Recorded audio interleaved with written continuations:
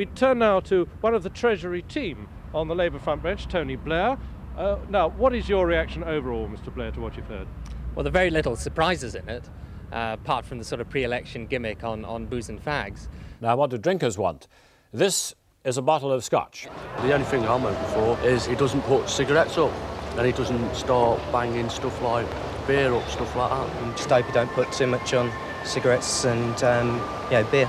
There's absolutely nothing to deal with the almost 4 million unemployed. He should be introducing a budget for jobs in very direct ways. Oh yes, I think the budget itself will be about jobs, but it'll be about the jobs of the present cabinet. Just going up to have a look at the window where I think we'll find, yes, there's poor Emily. Poor because she's not joining in all the fun. She's got to stay at home with Tigger. I've been trying to find out what Tigger means, and I've worked out one possibility, which is truly increased growth gets extra revenues. Now, is that why the dog's been I think called it's absolutely Tigger? brilliant. I wish I'd thought of that myself, but it's not why he's called Tigger. That was the name chosen by the children.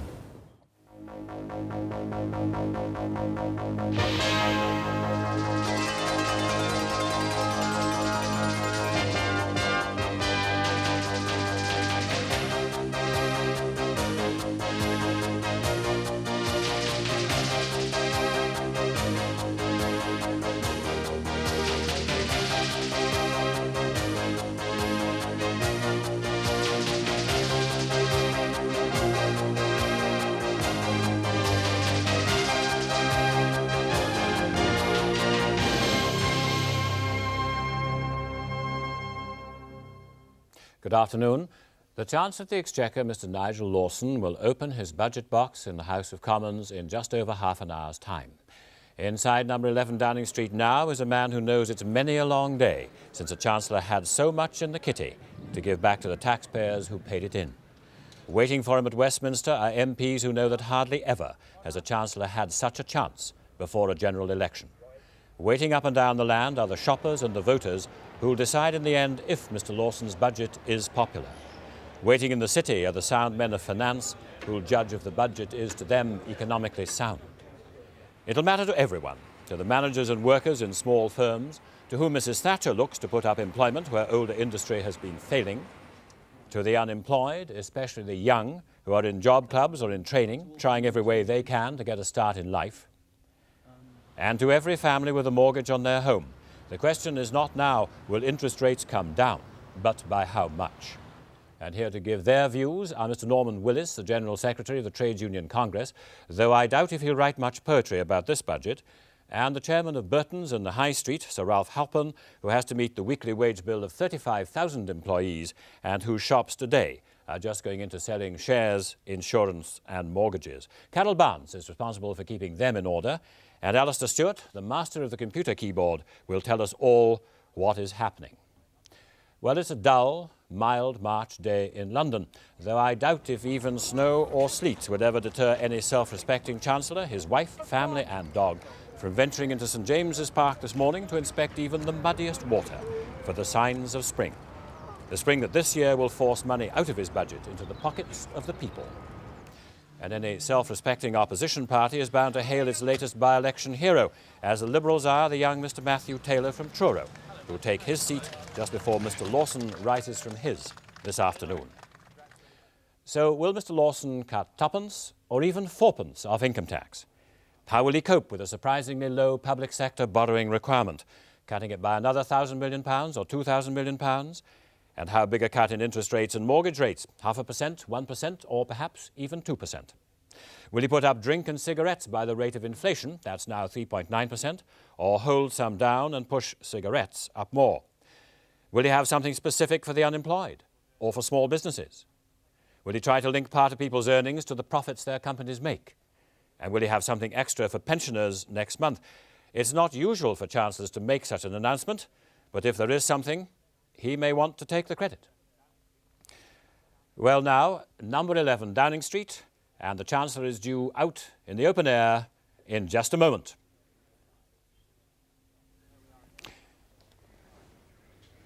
And there we are, in fact, Alistair, inside the Chancellor's official residence. Chancellor Lawson on the left of your picture, accompanied by his wife, Therese. She, in fact, is going with him to the House of Commons, as is young Tom. Young Tom in a smart suit just walking out of picture. Behind him is Peter Lilly, the Member of Parliament for St Albans, who's the Chancellor's Parliamentary Private Secretary. The famous box. You were telling me earlier, Alistair, that one Chancellor had so many papers in his speech they didn't fit into the box. Well, we know that this year he's going to speak for about an hour, so the chances are he has got all of the magic ingredients tucked inside that original Gladstone bag.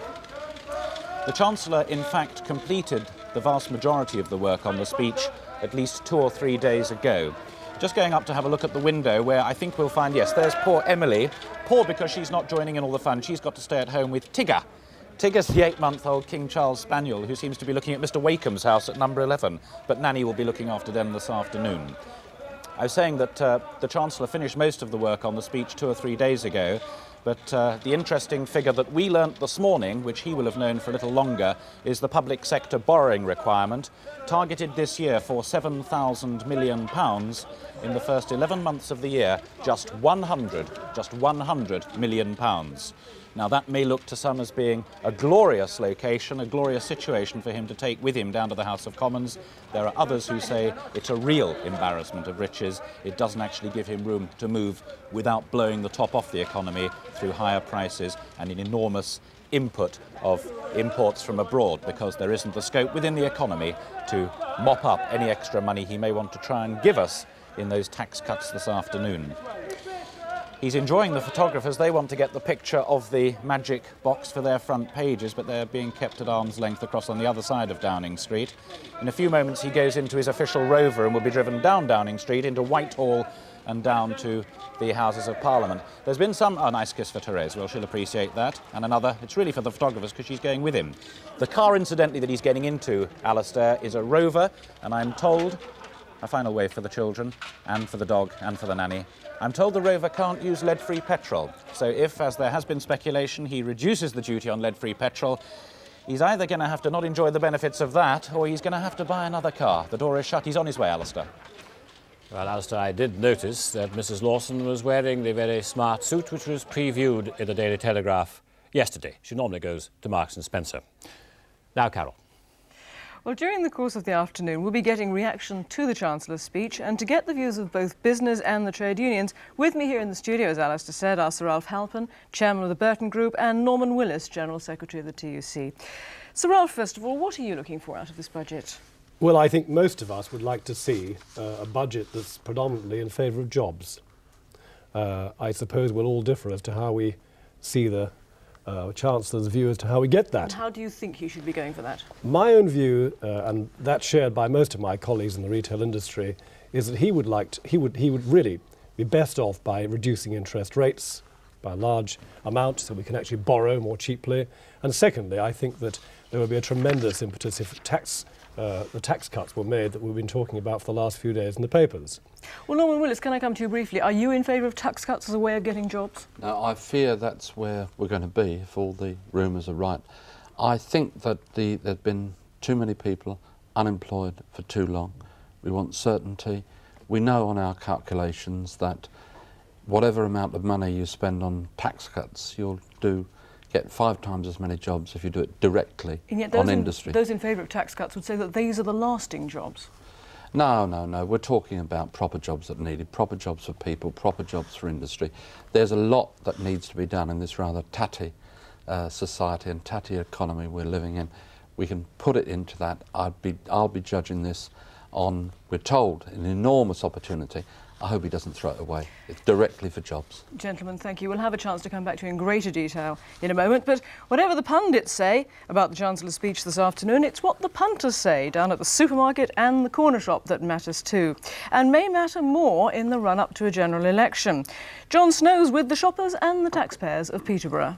Here in Peterborough, we're in the Queensgate shopping centre, which is one of the biggest covered shopping areas in Europe. And it's set in a city which has something of the north and something of the south about it. An old cathedral city that has provided the core for sprawling new development in the 70s and 80s, Peterborough has more than the national rate of unemployment. 13% of its workforce is out of work. Expectations for today's budget are mixed. What would the best thing be? A cut in income tax? Oh yes, definitely a cut in income tax, and say the basic family allowances and that sort of thing. What's a good income tax to us? Old age pensions, and what's income tax to low-paid and redundant people? It's only the rich that will benefit, isn't it? The only thing I'm hoping for is he doesn't put cigarettes up, and he doesn't start banging stuff like beer up, stuff like that. Pay less tax, and just hope you don't put too much on cigarettes and beer. So you'd really like something off your income tax? Yes, right? yeah, I would, yeah. So if he takes, say, 2p in the pound off income tax, you'll be pleased? Yeah, I would, yeah. More. More? Yeah. Well, with us here in the Queensgate Shopping Centre, besides the shoppers, will be from the low pay unit, Chris Pond, who is going to be here throughout the afternoon. Chris, from the point of view of the low paid, what do you want out of this budget? Well, in total, there are now about 6 million low-paid workers who are nevertheless taxpayers. They will be looking for very substantial cuts in income tax under this budget. We've heard from the Prime Minister that their tax burden has increased much faster than anyone else. They haven't benefited from the tax cuts over the past 7 years, and we've heard promises from her and from the Chancellor that this budget will help. Their expectations will be very considerable. We'll be looking for at least a 20% increase in the basic allowances, which is a lot, but that would only take them back to the situation they were in 1978-79 in terms of their overall tax burden. Well, we'll be coming back to Chris Pond and indeed coming back to some of these shoppers you've seen peering over our shoulder, but for the moment, back to Alistair Stewart in the studio. For once, Mr. Lawson is said to have almost an embarrassment of riches. So how will he choose to distribute all of the money that's at his disposal? We've looked at where it's come from and on some of the ways he might spend it in terms of cutting taxes and reducing borrowing. For months now, the Chancellor has been toiling at his Treasury desk, crafting what could be the most important budget of his political career. It's likely to be one of the key determinants of the timing and the result of the general election. But for once, his problem could be an embarrassment of riches. Like a family or a business, he looks at income, expenses and debt, tax and other revenues versus public spending and borrowing, and the equation's looking very promising. On the income side, he's looking good. The take from income tax and VAT have been boosted beyond Treasury expectations by high earnings among those in work and the resulting consumer boom. And as we earn more, we pay him more and more. And as we spend more on things like televisions, videos and fridges, traders pay over more and more in VAT. Company taxes, although sharply cut over the last 3 years, have actually produced more revenue than ever before, and again, more than expected. Productivity and profits are both sharply up, and so the Chancellor's share of those benefits is as well. Third, his investment income from the government stake in North Sea oil is not as badly down as feared. Oil prices have held up better, partly thanks to OPEC efforts, and again the flow into Treasury coffers is looking good. Finally, the privatisation programme has gone at least as well as expected. By selling off businesses like British Airways, British Gas and British Telecom, he's pulled in the £4 billion plus he expected. All that should leave Mr. Lawson with around £4 billion in hand. So, how is he going to play it? The prospect of substantial tax cuts in what is increasingly looking like election year is a very attractive one for any Tory Chancellor. So he could blow the lot on getting the basic rate down from 29 pence to 25 pence in the pound, a Tory pledge since 1979. Opponents say this would produce a consumer boom, sucking in imports and producing a balance of payments crisis. Another option which would satisfy opponents is public spending on schools and health. Mr. Lawson could put £2 billion aside for increased spending and still cut twopence off the basic rate. Finally, like any prudent person, he may simply choose to reduce his borrowings further. Next year's public sector borrowing target is £7 billion. He could cut that by 2 billions and still leave room for modest tax cuts. Lower borrowing would produce a cut in interest rates, which in turn would help keep inflation down. And that final option is really the most likely, a prudent mix of tax cuts and reduced borrowing. Not too much is now expected on the reforming front, though as it's Mr. Lawson, he's bound to pull something out of the hat to surprise us all. Well, next year, the United States of America will have a starting rate of income tax of just 15% and a top rate of 28% with very few allowances. It's a most attractive system that appears to be robbing Britain of some of its top business talent, as Ken Rees discovered. Peter Flood left England 7 years ago, throwing up a $20,000 a year job as director of an engineering company. He gambled that America could offer him greater rewards. It did. He's now a millionaire living in a luxury home with his wife Jenny and 3 small children. His salary now over $180,000 a year. His taxes are lower here. The family's health care is paid for by insurance policies, and their education by the state is as free as it is in England. He doesn't think that the British fashion for tinkering with tax rates at budget time to improve incentives has much appeal for people like him. And I have never really subscribed to the view that changing it by 1% or 2% was a personal motivator for me. And I don't know how it's a personal motivator for somebody that has even less pounds on which you're going to give them another 1 or 2 pence. The American dream, if you will, of self-improvement and the sky's the limit, seems to be alive and well. Now, I think those are attitudes. I don't think they're anything to do with whether you pay a little bit more tax or a little less tax. Flood's business is high-tech metal coating. They now have 6 centres across the USA and sell their million-dollar machines worldwide.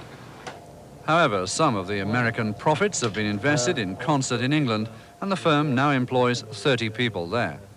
Ken Rees, ITN, Minnesota. Well, the Chancellor may indeed have his eye on tax exiles, but one issue very much on his mind is unemployment. It rose for the first few months after the last budget to an all-time high in July and then went into a steady decline. The Chancellor is unlikely to introduce much in the way of new measures, as the Employment Secretary Lord Young has already introduced a £250 million package for the jobless. But there may be more funds on the way. One scheme which claims a particularly high rate of success is the Job Club scheme, which provides a 2-week crash course in how to get a job for anyone who's been unemployed for 6 months or more. It's backed by a big television advertising campaign. A 2-week Job Club course shows applicants how to apply for work and how to present themselves at interviews. Here at the Kentish Town Job Club, a new session is just beginning with a pep talk. Some of the areas that we're going to be looking at are you trying to identify your own strengths. Applicants can use all the facilities here, and that means newspapers, magazines, telephones, writing paper and typewriters. Success rate is high. More than 60% get jobs within weeks. All kinds of people take part. Derek Jarman is a graduate, unemployed for 2 years and with 200 unsuccessful applications behind him. Does it help being here in this group? A great deal, yeah, because beforehand I used to sit at home and fill the application forms in, and I felt isolated. At least here, it's a team atmosphere, and I'm sitting at a desk. Yes, thank you very much. Goodbye. Patrick Murphy's been out of work even longer, but he's off to a good start. Well, it was positive. He was willing to consider me. I wasn't too old, which is sometimes a difficulty with employers. I noticed you seem to deal with it pretty expertly. Has being here helped you do that, or? Well, being here is, yes, it certainly has helped. Juliet Canseco wants to work with the disabled. She's been out of work for 3 years. With us being unemployed, there's times when I've wanted to phone for a job, but because of my circumstances, I haven't actually had enough money to ring. So, like, I've lost the chance of actually getting that job when, if I'd have had the money, I might have got the job. An hour later, Juliet was off for an interview. The first, and maybe not the last, but one she and others like her might not have got on their own. And I can tell you exactly what happened to that group, which we filmed a couple of weeks ago. 4 of the 8 have found a job, and a 5th is considering an offer. Alistair. Well, of those already in work, 95% work for firms employing less than 200 people, and more than 10% are self-employed. The government's always stressed its desire to encourage small businesses and enterprises, and several measures aimed at that have been announced in previous budgets. Fiona Armstrong has visited 2 small firms and 2 shops in the northwest of England to find out what they'd like to see in this year's budget.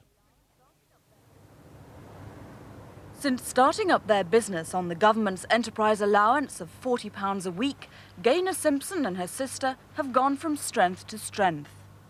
With the help of 2 more Simpson sisters, they've opened a second shop in Manchester. And there are plans to franchise Aristocrat's bridal wear across the country. Like for the other 2.7 million self-employed, cuts in personal as well as company tax are high on the list of priorities. But there are other worries too. We're hoping that they won't extend the VAT to children's wear, because the actual children's wear is expensive as it is, let alone to put VAT on top of that. And she should know, Jane and Gaynor are getting married themselves later this year. Away from lace and ribbons, thermal engineering at Cadishead near Manchester achieved £1 million turnover this month. Apart from mechanical engineering, they specialise in computer control systems. It's a high technology business with high research and development costs. They desperately like to see some extra tax relief for investment. What we need is for the Chancellor to take steps to give us tax cuts as a company as a whole, in order that we can reinvest in capital plant and equipment to provide growth and provide jobs. And Thurnall's jobs are much needed.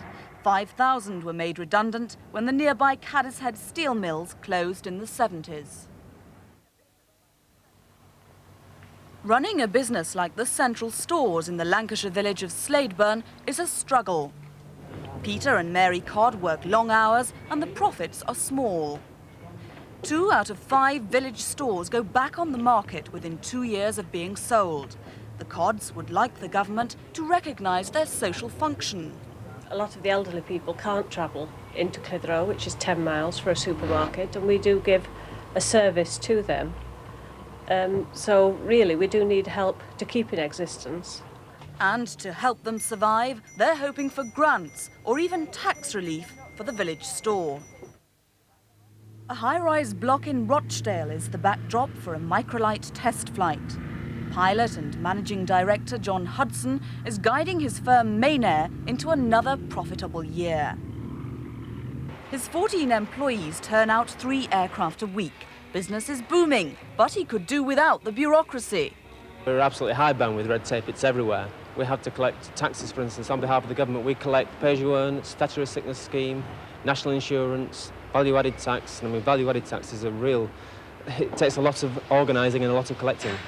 Maynair would also like to see extra tax allowances for investment. In fact, many firms we spoke to feel the government could do more in this area. 500 small businesses start up every week. 1 in 3 fails within 3 years. Yet the government believes it's enterprises like this which hold the key to Britain's economic liftoff. In the Commons now, they begun questions to the Prime Minister, chiefly about crime figures, yesterday's figures. We don't expect anything about the budget because she can always answer, oh, I can't anticipate my right honourable friend's budget statement, though of course she knows what's in it. Now in the city, Nick Owen is there at the investment bankers Barclays de Zoet Wed to learn about interest rates and what may happen even to mortgage rates after the budget. Nick. Around us here are a couple of hundred dealers trading in stocks and shares, communicating with the rest of the city via computer screens. On other floors, other dealers trading currencies like the pound. All these people will be scrutinising very carefully what the Chancellor has to say. The city is certainly in the middle of a boom. Before the Chancellor's speech, the pound is up 1.5 cents against the dollar and shares are up very sharply too. The markets have been greatly encouraged by the lower figures for borrowing announced by the Treasury this morning. That should help the Chancellor fulfil his promise of tax cuts and after that cuts in interest rates. And if interest rates do come down, mortgage charges shouldn't be too far behind. With me is David Gilchrist, a General Manager of the Halifax Building Society. Mr. Gilchrist, do you expect a cut in mortgage rates? We would expect a cut probably April, maybe May. The amount of the cut we don't know yet. It really depends what happens in the budget itself. What, are you a betting man? What do you think? 1 point, maybe 1 percentage point? I would say that if we get bank base rates down to 10%, which is widely expected, the mortgage rate should settle around 11.5%, which would be a 3/4% cut. Maybe more than that if we're lucky. Thank you very much indeed. Well, the past 6 budgets have led directly to cuts in interest rates. Despite last week's cut of 0.5 percentage point, the Chancellor must be hoping that today's budget will be no exception. But who decides if interest rates are too low or too high? And who decides to change them? Most of those vital decisions are made here, in the heart of the city, at the Bank of England.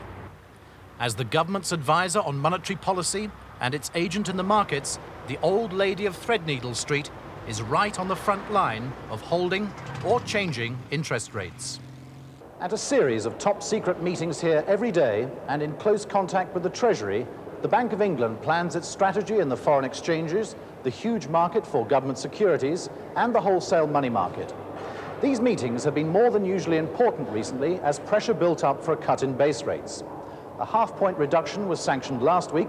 The go-ahead for a further and possibly larger cut is expected any time now. When that green light is given, it's here that most of the action will take place. Chris? OK. How easily are you going to cope with your shortage today? This is the Bank of England's new dealing room, and it's through here that it signals its intentions to the money market. The bank does so by supplying or withdrawing millions of pounds to or from the market at a particular interest rate. We actually then do go onto our screens, which we have here in public messages, which more or less say to the world, I'm sorry, chaps, interest rates are going up tomorrow. Or more likely, I'm sorry, chaps, rates are going up today. The high street banks respond quickly, usually followed soon after by the building societies. And that's exactly the result the Chancellor wants: cheaper mortgages. Now, what do drinkers want? This is a bottle of scotch. And as you can see, an accumulation of chancellors have accumulated 74% of it in tax and excise. And that's even more than whisky drinkers pay in France or Germany or Italy. Mr. Lawson didn't put up the price of whisky last year. Will he try to make himself as popular again this year? One of the troubles is that it's only too easy for all chancellors to raise money from drinkers and smokers, and they're always encouraged by the health enthusiasts who know only too well what's good for all the rest of us. Well, in the words of a rather distant Chancellor, Mr. Asquith, for the moment, we'll just have to wait and see. Now, Carol.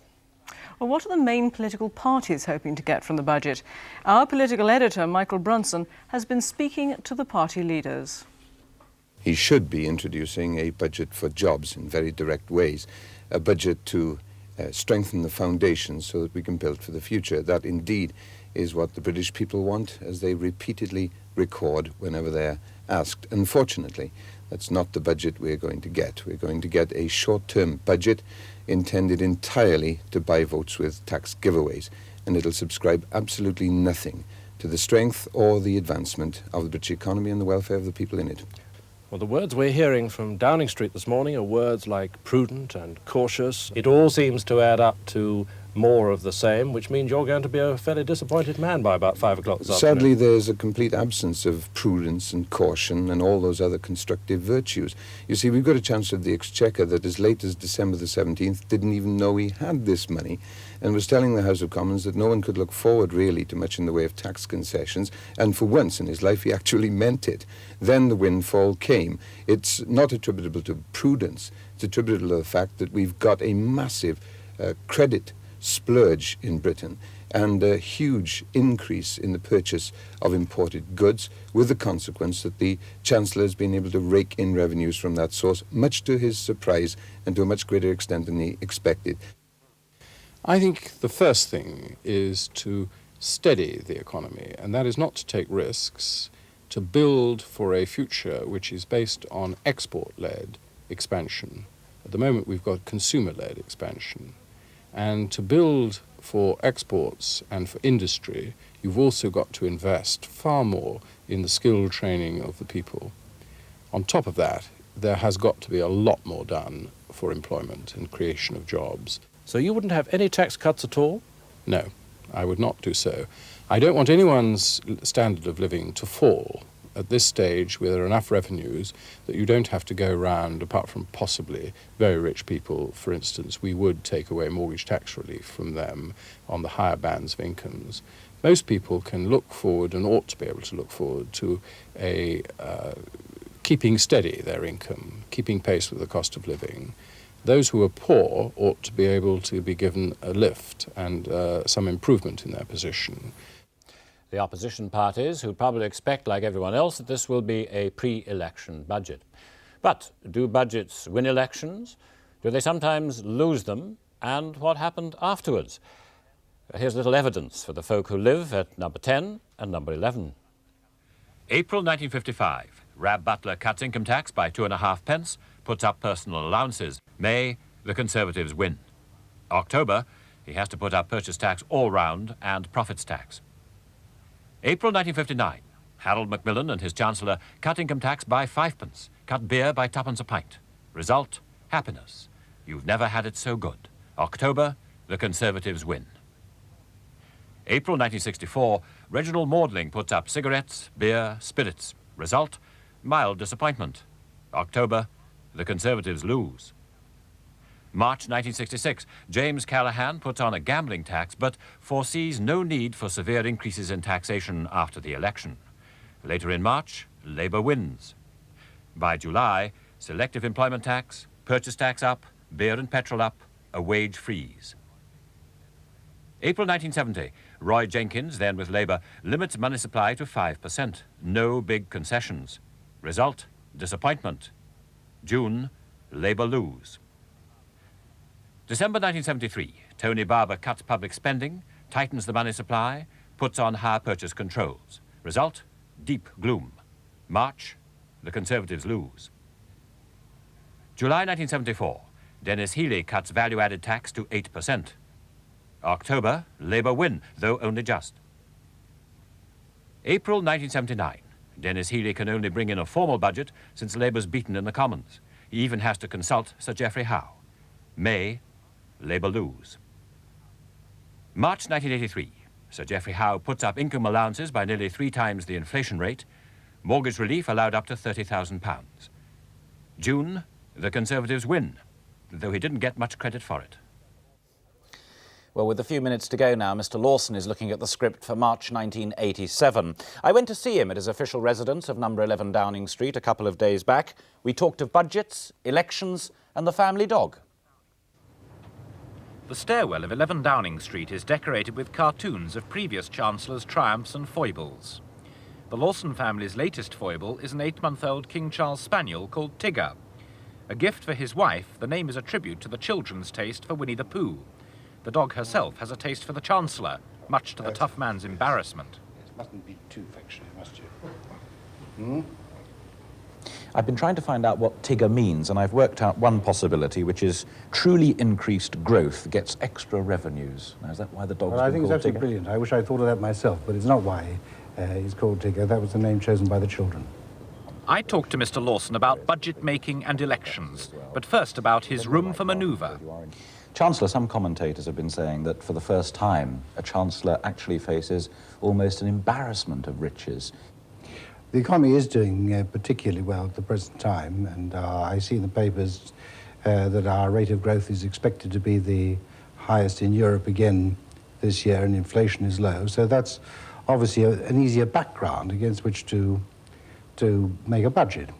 But of course we've got there by having a prudent policy, and so that I clearly can't take any risks. It's the 4th time that you'll be making a budget, of course. With that sort of background and experience, does it make it easier to try and become a reforming Chancellor? I think it's fair to say that I was a reforming Chancellor from the word go. My first budget in 1984 reformed the whole of company taxation, which was a very major undertaking, and this has proved extremely successful. I would like, over time, to continue with tax reform, but it is a hardest process any Chancellor can do, and you have to be absolutely sure you've got it right before you introduce a major tax reform. More of the Chancellor later. In the Commons now, Mr. Matthew Taylor, the new Liberal MP for Truro, is taking his seat. The Speaker has summoned him. Here he is swearing the oath. I will be faithful and bear true allegiance to Her Majesty Queen Elizabeth, her heirs and successors, according to law. So help me God.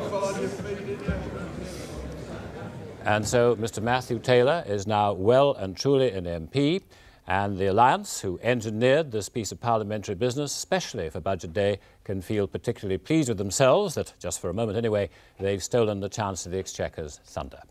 So as Mr. Taylor takes his seat, or tries to find a seat on the crowded benches, because the House is always crowded for the budget, some hopefully and some perhaps rather worried about what Mr. Lawson may or may not do. This is a moment when the Speaker himself, having dealt with points of order and all the rest of it, leaves the chair because the House now goes into committee. That means the mace is taken from the top of the table in front of the Speaker and put on hooks underneath, and the Deputy Speaker, Mr. Harold Walker from Doncaster, takes over the control of the House. And it'll be his voice in a moment or so who will actually call for the Chancellor of the Exchequer. It's quite easy for the Speaker or the Deputy Speaker now to control the House of Commons because during the Chancellor's speech nobody is allowed to interrupt him. They may talk among themselves, the naughty schoolboys at the back, and they can shout things. And when the Chancellor says something that hasn't really pleased the Conservatives, Labour will shout, "Cheer up." And here is now Mr. Harold Walker, the Deputy Speaker. That at the end of the Chancellor's speech, as in past years, copies of the budget resolutions will not be handed around in the chamber, but will be available to honourable members in the vote office. Mr. Chancellor of the Exchequer.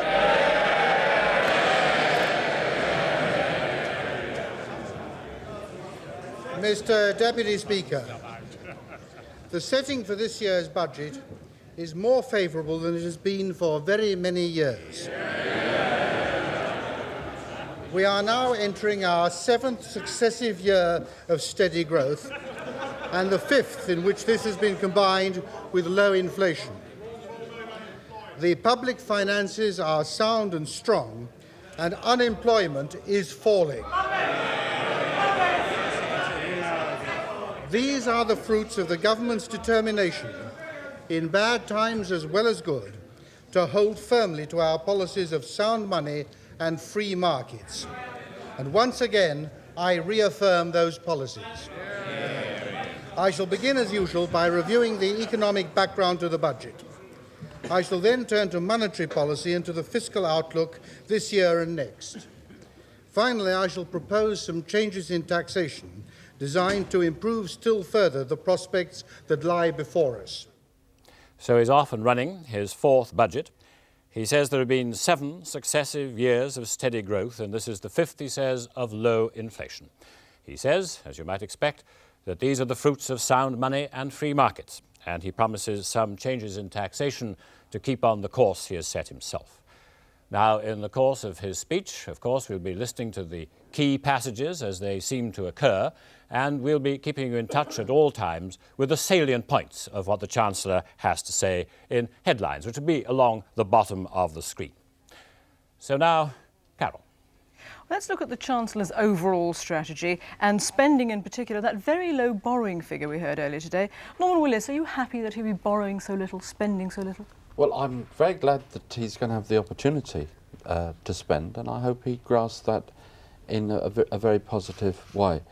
The precise reasons for the what's been happening, well, some give rise for concern. One could almost say if imports had risen even faster, he'd have had even more to spend, because VAT on imports is an important element of that. He's already announced a lot of spending for this year, hasn't he? Nearly $5 billion earlier on. Isn't he, in a sense, doing what you want, but keeping it within the bounds of prudence? No, I would not quite that description. I think there is no doubt that there has been a move away from the suicidal monetary approach that was adopted. Nearly a year ago, I said to the Chancellor, if he was going to, directly, if he was going to change his policy, why not admit it so that other people could adjust? Now, he hasn't done that. The important thing is that unemployment is still 750,000 higher than it was in 1979, and some of the jobs, particularly for women, are rotten jobs, low paid. There's a lot to be done, and we're not building a basis to build a strong manufacturing future for this country. I hope he changes that attitude this afternoon. Can I bring in Sir Ralph at this moment? Yes. I mean, is he pursuing the right goals generally as far as business is concerned? Well, I think you've only got to look at the results to answer that question. The results over the last 7 years of this current government have shown that manufacturing is recovering, that industry is recovering. The last year or two profits have been very high in relation to previous years. We are on a recovery course, and it's very easy for opposition spokesman to indicate the opposite, that in fact the papers speak for themselves. Every day you read a record profits, business is improving.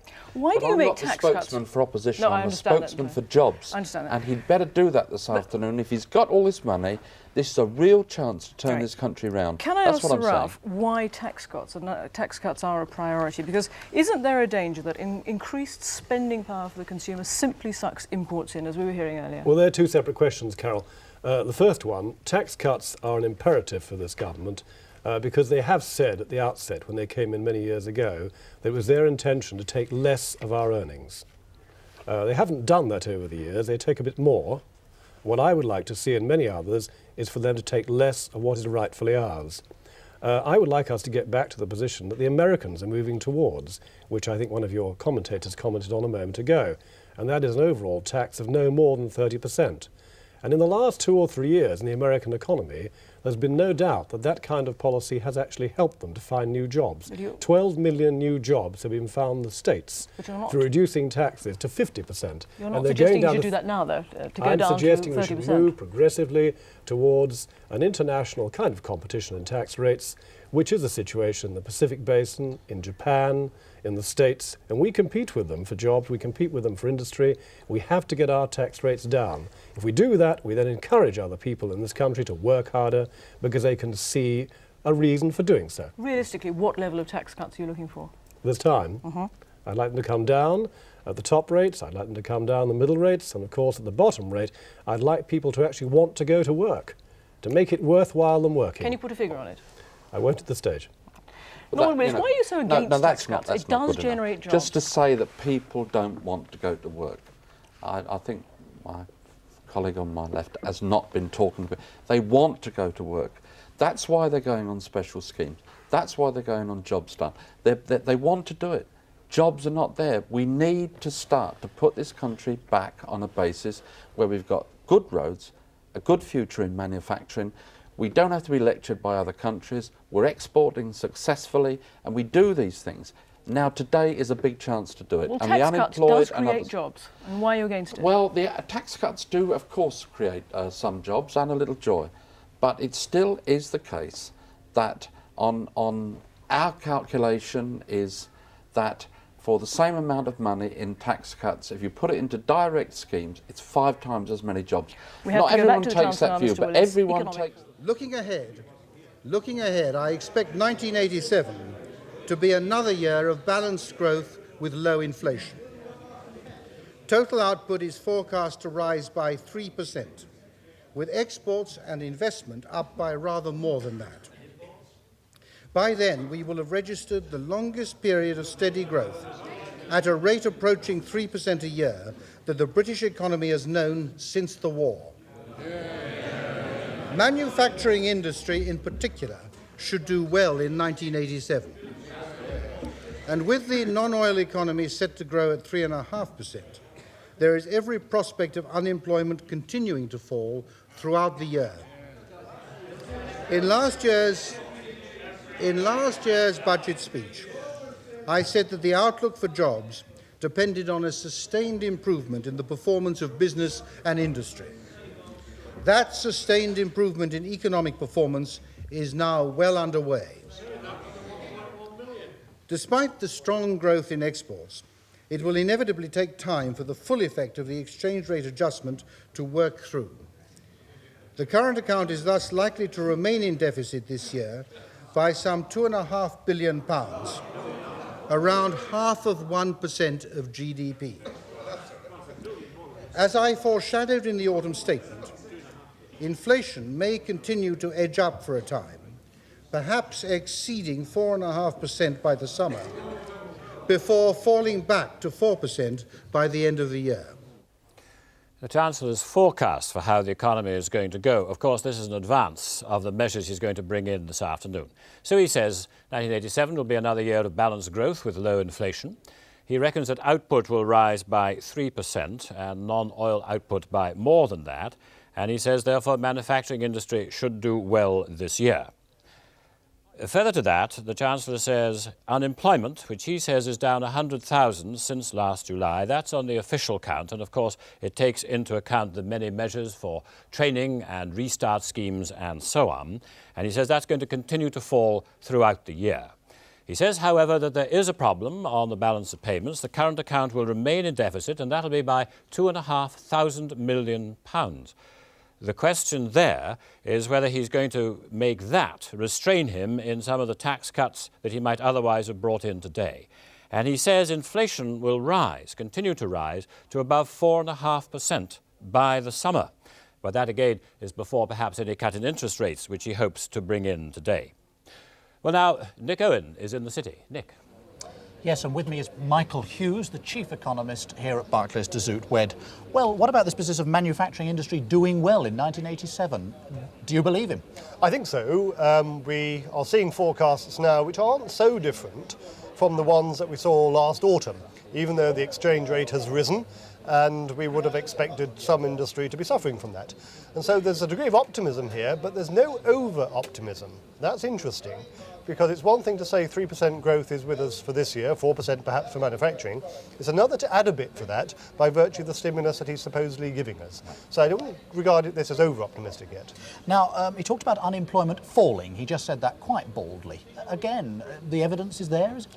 I think it's a good guess, really, because the demographics, let alone the training schemes, are virtually ensuring that unemployment's going to be falling from July, irrespective of what he announces today. And this business about the current account staying in deficit, he made it sound like a rather small problem. Is it a small problem? Well, he made it sound that. Remember last autumn he was talking about a £1.5 billion deficit. He's now talking about a £2.5 billion deficit.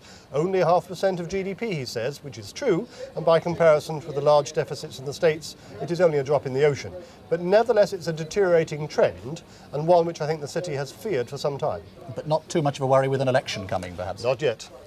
We're going back to the Chancellor now. He's talking about monetary targets. The essential instrument of monetary policy must remain short-term interest rates. These will continue to be set in the light of monetary conditions, as indicated principally by the growth of narrow and broad money and by the behaviour of the exchange rate. For narrow money, M0, the target range for next year will be 2 to 6%, as foreshadowed in last year's MTFS. For broad money, however, as the Governor of the Bank of England cogently argued in his Loughborough lecture last October, it is probably wiser in current circumstances to eschew an explicit target altogether. But broad money will continue to be taken into account in assessing monetary conditions, as of course will the exchange rate. I mentioned a moment ago the need to keep public sector borrowing low. The final outturn for the public sector borrowing requirement last year, 1985-86, was just under £6 billion, equivalent to 1.5% of GDP, the lowest level since 1970-71. In my budget last year, faced with a massive loss of what now looks to be almost £7 billion of North Sea oil revenue, I nonetheless decided to hold the PSBR for this year, 1986-87, to £7 billion, or 1.75% of GDP. In the event, this year's PSBR looks like turning out at only £4 billion, or 1% of GDP, the second successive year of significant undershoot. Well, this is giving him the elder room to do something in this budget. We'll wait to see what it is. He says that on monetary policy, short-term interest rates remain the essential instrument. In other words, he wants to get them down. His M0 target he's pretty pleased with. He says it's going to stay between 2 and 6%. And we say goodbye to sterling M3, the measures which he brought in, Sir Geoffrey Howe carried on with, and now it appears has outlasted its usefulness. I wonder if he'll give it a gold watch. Just one point, perhaps, for all you who think that other matters. He says, public borrowing now £4,000 million, public sector borrowing requirement, second successive year of significant undershoot. Well, we wait and see now whether he's going to bring the public sector borrowing requirement down by another 2 million or leave it go up a little bit. Let's see how much money he's going to put back into the economy. While we wait for these quite important political decisions, they may seem rather simplistic, but of course it's on this. This is the indicator that the Chancellor is basing his own decisions about what he can give back to us. From Cheltenham, we have the winner, in fact, of the champion hurdle, which is the favourite See You Then. And many people will think that this is See You Then on June the 11th for a general election. We'll wait and see whether Mrs Thatcher follows up what the Chancellor is apparently intent on doing today. The Chancellor now continuing, I think, with his forecast for public sector borrowing requirement in the coming year. Since its inception in 1980, the MTFS has indicated a steadily declining path for the PSBR, expressed as a percentage of GDP. We have now reached what I judge to be its appropriate destination, a PSBR of 1% of GDP, and my aim will be to keep it there over the years ahead. This will maintain a degree of fiscal prudence that until this year had been achieved on only 2 occasions since 1950. Accordingly, I have decided to provide for a PSBR in 1987-88 of £4 billion. Inevitably, this greatly diminishes the scope I have this year for reducing the burden of taxation, which of course remains a major objective of government policy. But I am sure it is right to err on the side of prudence and caution, and to build a still firmer base for the future. This is quite tantalising stuff, because he's saying that the figures he read this morning showed that the public sector borrowing requirement in the first 11 months was just 100,000. It's going to come out at £4,000 million, and he's keeping that figure for the next year. There it is, you see, for 1987-88, a target still of £4,000 billion. He says it maintains the magic keyword prudence, not doing anything too outrageous or too stupid, but he does say, echoing that, it means he's got less scope for reducing taxes. And the code there is very straightforward. Of course, he's got massive scope for reducing taxes, because if he were to do it, however, as we said earlier on, the lid would be blown off. But he has conceded a very significant intake in tax revenues, both income tax, VAT and so on and so forth, that he can, at a stroke, sweep £3,000 million off the amount he thought he was going to have to borrow in the next 12 months. Let me just show you a little bit about the track record that he's got on public sector borrowing requirement. It's always been very important to the Conservatives. In the first year of his stewardship, the target was 800, but it overshot by 1.7. The following year, they reduced the target, they increased the overshoot. And last year, we're talking about 85-86. The target again was reduced to 7, but he undershot for the first time by 5.8. The truth of the matter is that in this financial year, 86-87, he's done too good for himself, because year after year, he's tried to get it down, and suddenly it shot down enormously. There were a number of months there, as you can see from those figures, where he actually repaid large amounts of money. And the final outturn, as we heard, he expects to be something in the region of £4,000 million. Now, there are 2 things there that are very important. First of all, it's the first building brick in the equation for how many taxes he can actually cut and by what amount. The other vital thing is that the city, we saw Nick Owen with all of those wonderful computers like mine, what they'll be now working out is what effect it will have on the money markets and therefore on interest rates when the government says the Chancellor says he won't be in there looking for 3,000 million they expected. Just how much does that mean that interest rates can come down? Now, exchange controls. In 1979, a few months after the present government had first taken office, my predecessor announced the abolition of exchange controls, which had been in continuous operation ever since the outbreak of war in 1939. That bold action has, over the past 7.5 years, proved wholly beneficial to the British economy. And I am glad to note that other European countries are now moving in the same direction. But the Exchange Control Act remains on the statute book. The time has come to repeal it. And the necessary legislation will be contained in this year's finance bill. Well, he's just having a bit of fun there, and he's able to do that. He's able to say at the end of exchange controls, because the Shadow Chancellor, Mr Roy Hattersley, has said he won't in fact be reinstituting them if and when Labour wins the next general election in the old way. So the Chancellor having a little bit of fun. Nick Owen down in the city. Yeah, great interest here in those figures for the projection for borrowing, 4,000 million pounds in the year to come. Michael Hughes here again. What do you make of that figure? Well, it's about £1 billion less than had been expected by the marketplace. They were going for 5, maybe even 5.5. So a figure as low as this immediately means that interest rates can come down.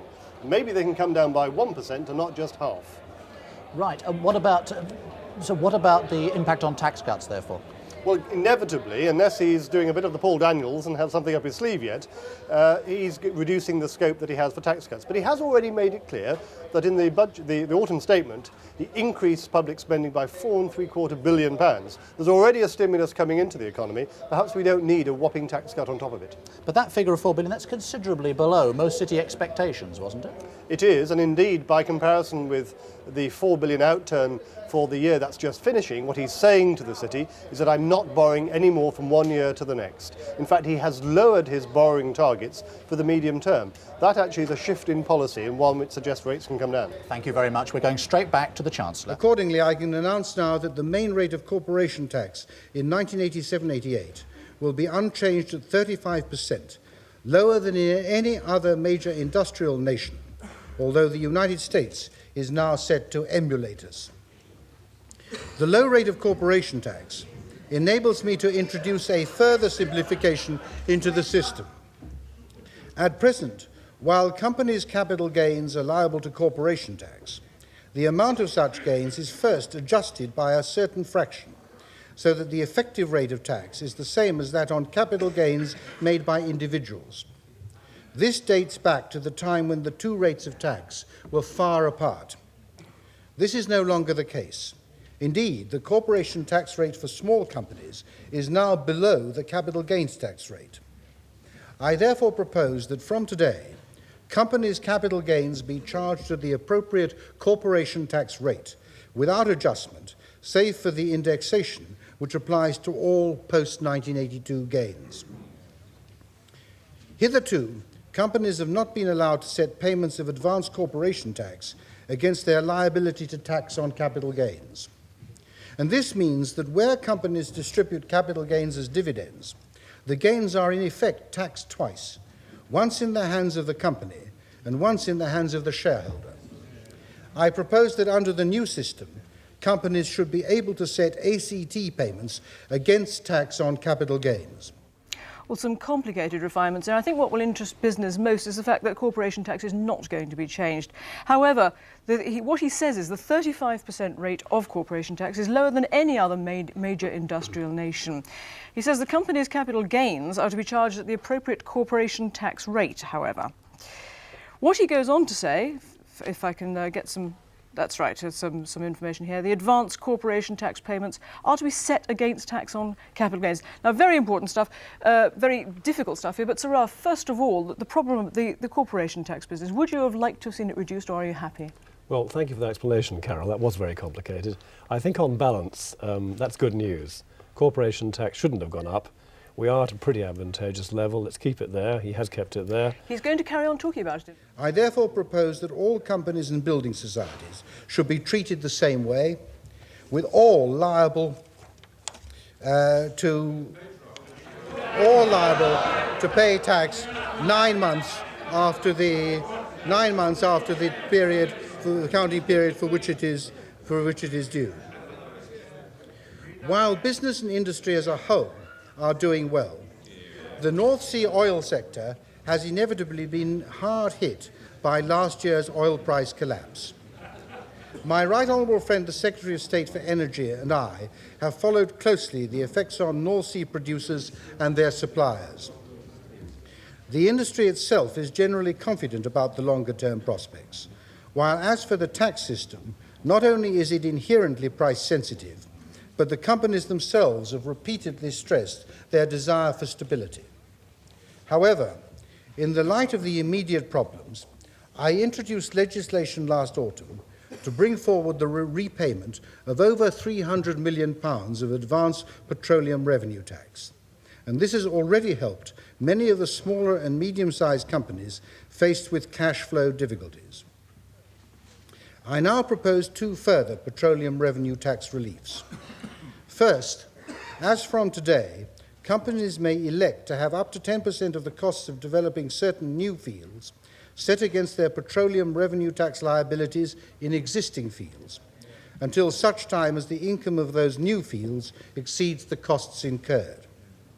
Second, there will be a new relief against PRT for spending on research into UK oil extraction that is not related to any particular field. The Chancellor is now on North Sea oil, which is one of his worries because he wants to keep the revenue coming from there as long as he can.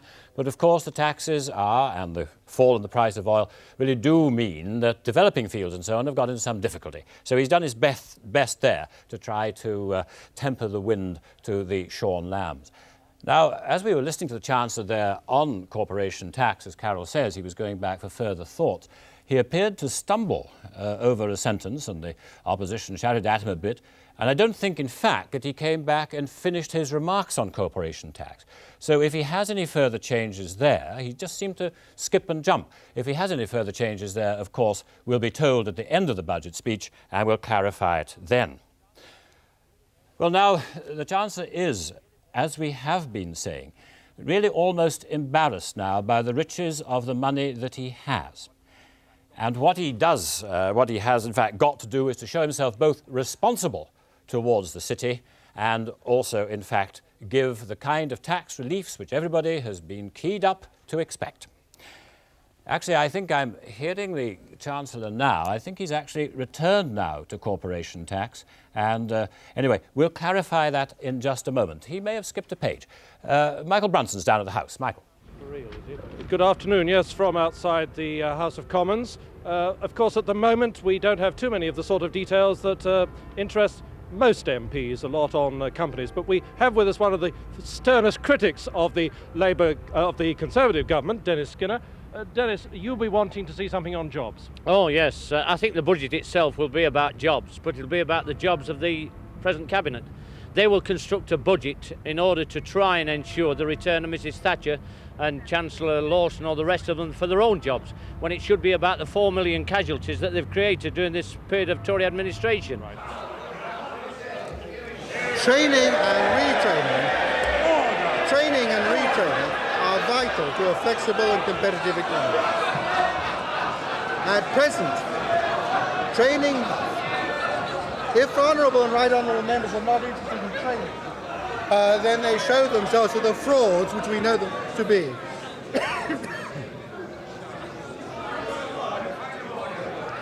Training and retraining are vital to a flexible... The Chancellor's PPS has obviously got some amended version of this speech that he's got from the office of the civil servant in the box. Would you now suspend the sitting until the Chancellor is properly equipped for this service? Order! The honourable gentleman knows perhaps more than any other member of the House that convention the Chancellor is listened to without interruption. Order! And the honourable gentleman equally knows that what happens behind the chair is not a part of our proceedings. To Chancellor the Exchequer. Training and retraining are vital to a flexible and competitive economy. At present, training financed by an employer that is related to the employee's current job is allowable against tax for the employer and imposes no tax burden on the employee. But an employer who is willing to finance the retraining of workers for future employment elsewhere may find that the cost of this is not allowable against tax, and the employee may find that he has received a taxable benefit. I propose to remove both these obstacles, and this should help more workers to acquire new skills for new jobs. That may be of some help to the long-term unemployed. If in fact the Chancellor is lifting some of the disadvantages of going into training schemes, that may be something for people who've been unemployed for more than a year, whose skills are getting rusty and whose confidence is slipping. What we did hear there was Mr. William Hamilton, who the Deputy Speaker called one of the most experienced members of the House, actually noticing that the Chancellor had missed a page out of his speech, that his PPS had restored it to him, and then he read it out out of sequence. Not the first time it's really happened in a budget speech. Of course, one always remembers poor Sir Geoffrey Howe beginning a speech, I think it was in 1982, saying in my budget for 1882. So they all roared with laughter, and the Speaker said, perhaps you'd like to start again. Well, Mr Lawson has picked it up, but he won't, I think, be allowed to forget this. Carol. Luck, both my guests said here. But there has been some measures, as Alistair said, for training, and I hope to have a chance to speak to both of you, particularly Norman Willis, in a moment. But for now, we do go back to the Chancellor. Is that as from the 1st of October, businesses whose annual turnover is under £250,000, which covers more than half of all traders registered for VAT, will be able to choose to account for VAT on the basis of cash paid and received. In other words, they will have no liability to pay VAT until they themselves have received the money from their customers.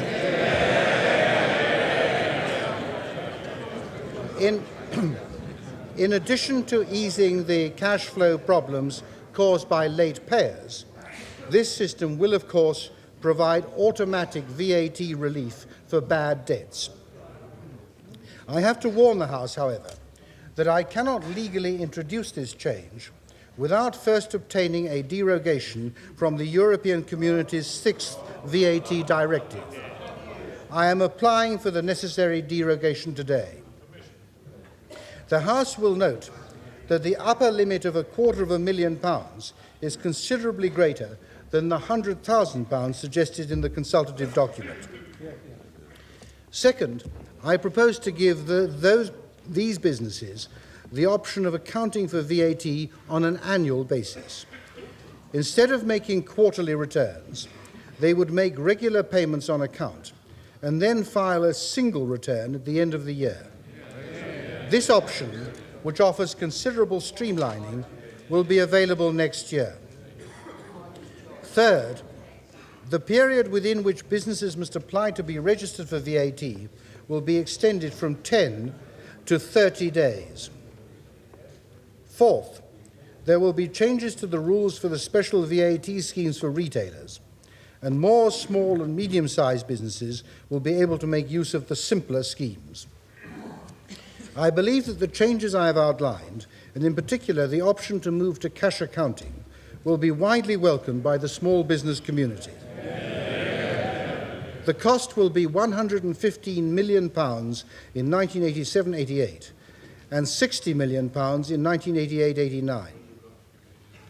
In addition, I propose to increase the VAT threshold to £21,300 to keep it at the maximum permitted under existing European Community law. Well, a number of measures here to help basically small business. First of all, he says that they can account for VAT on cash received only. He says that he's putting the upper limit up to £250,000, and he says that he is going to give them the option of accounting for VAT annually. Now, all of this really is because there's been a certain amount of pressure on him from people who had to do their VAT returns before they even received the cash. So this is going to make it easier for small businesses. Now back to the Chancellor. I propose to increase the limit for capital gains tax retirement relief by 25%, from £100,000 to £125,000. In any ongoing programme of tax reduction and reform, where much still remains to be done, an essential element must always be the elimination of unintended or unjustified tax breaks, which cause rates of tax generally to be higher than they need to be. Well, tax breaks are tax allowances. What the Chancellor has done is put up by 25% the capital gains tax retirement relief limit to £125,000. What the Chancellor has been saying, especially about value-added tax, is this whole question of the compliance cost, what it costs a small company to have to deal with all these tax demands. And of course I think the one which is going to help people most if they can use that option is they only have to, in very small businesses, account for value-added tax annually instead of once a quarter. Now, Nick Owen in the City. Right, with me is Neil MacArthur of Thermal Engineering, which is a small company employing 45 people. Are these reforms rather complex, but are they going to help you? Well, trying to read between the lines there, Nick. He's really said small businesses, and he's really talking of companies in turnover less than £250,000. These tend to be sole traders and people employing fairly small numbers. I think that's welcome in the increasing number of people who are now starting up businesses, and that's got to help people in the embryonic stage. However, the growth in employment that they feel is going to come out of the, say, small businesses employing 30 people upwards. Your sort of business? Yes, our kind of area where the growth potential is great. There's nothing really in there for us. I mean, he's making a lot of fuss here about the burden of VAT collection. I can think of other burdens that give us a lot more problems than VAT. What reforms do you want to see in this budget then? What would really help you to take on more people? Well, I think the obvious ones really come out in the interest rates. I mean, they're really high. We've 10.5% as a base rate this morning, and I think we'd like to see, well, obviously as large a cut as we can, but I think realistically with the change they're making in PSBR, we're going to see 1% cut on it. And that's public, when you say PSBR, that's public borrowing, isn't it? Well, and because public borrowing is being reduced, the chances are it looks as though interest rates will be coming down by a fair amount. I think that's bound to put pressure on them, and I hope it does, yes. Now, can we turn to this business of training that he talked about? This seems to be a new sort of buzzword for the government, alongside prudence, doesn't it? Training suddenly terribly important. Is he really doing anything to help there? Well, training's a very good point, actually. In fact, on the way down here, I was making some notes in the order of which we'd like to see things happen, and that came number 6 on my list. Number 6, was it? Yes. What was number 1? That was interest rates. Number 1 was lower interest rates, yes. Right. I think training is extremely important, and I think the Chancellor's trying to help companies who have to undergo a lot of retraining. But really, there's a lot of training that needs to be done in the smaller companies, and they don't get very much help at all to training people. Right, now let's just try to get this clear. If interest rates come down, let's say a point, 1 or 2 other changes are made, you employ 45 people, are you likely after this budget to go back to Manchester and say, jolly good, we really can start taking people on? Well, basically, we're a growth company anyway, but the lower interest rates, the more money we're likely to buy. I mean, we've got much lower interest rates in Japan. I think they're around 4% at the moment. I mean, this is a ridiculous difference, and certainly if we could borrow money at sort of 5 or 6% rather than a markup on top of the base rate, then I'm sure that we could employ quite a lot more people because we'd invest more in capital equipment. That's fine. Thank you very much indeed. We're going now to Westminster to Michael Brunson.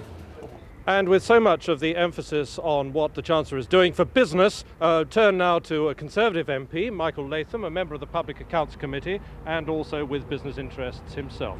What do you think of what you've heard so far? Well, I think it's going quite well. I'm delighted the Chancellor is taking a prudent stance in keeping the PSBR down, and I'm also very pleased about some of the changes which he's proposed to help small businesses. Of course, a lot of people would like to see an emphasis on jobs and on job creation.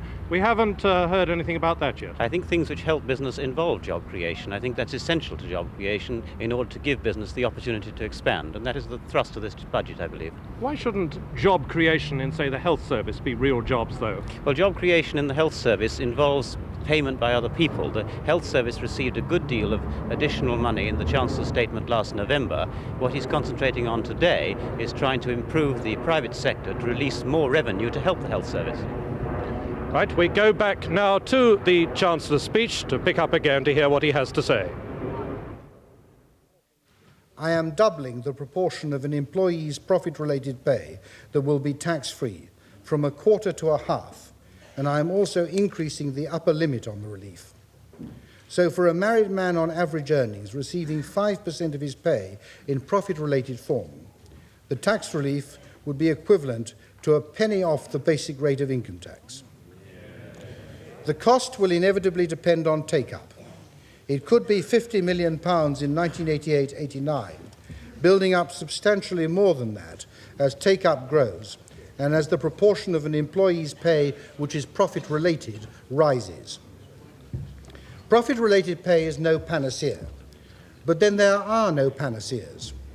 What it is a tool to help British business gradually to overcome one of our biggest national handicaps, the nature and behaviour of our labour market. Well, this is interesting. Profit-related pay. He put a green paper out, as he said earlier on in the year, and the big employers' organisation said, too complicated, it won't work. Despite that, he's gone ahead with it. The details he's announced is that tax relief on employers' profit-related pay is to be doubled. The amount, that is, that they can include within their wage packet that is profit-related. The upper limit is increased, and the estimated cost, he says, well, he says it's about £50 million. He doesn't really know, because he doesn't know how many people are going to take it up. In short, What it means is that if a worker goes into pay negotiations and says, I'm on £100, I'm looking for 110, and the employer comes back and says, well, what if we gave you 105 and £5 of profit-related pay?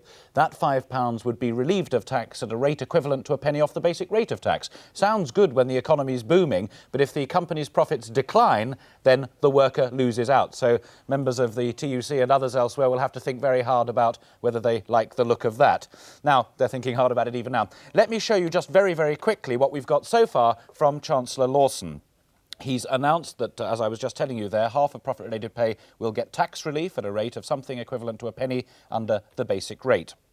Other measures that he's announced so far this afternoon, and he's been at it now for about 45 minutes, he is on retraining. He's saying that there will be tax relief for retraining workers who you may need in the future, rather than those that you need immediately.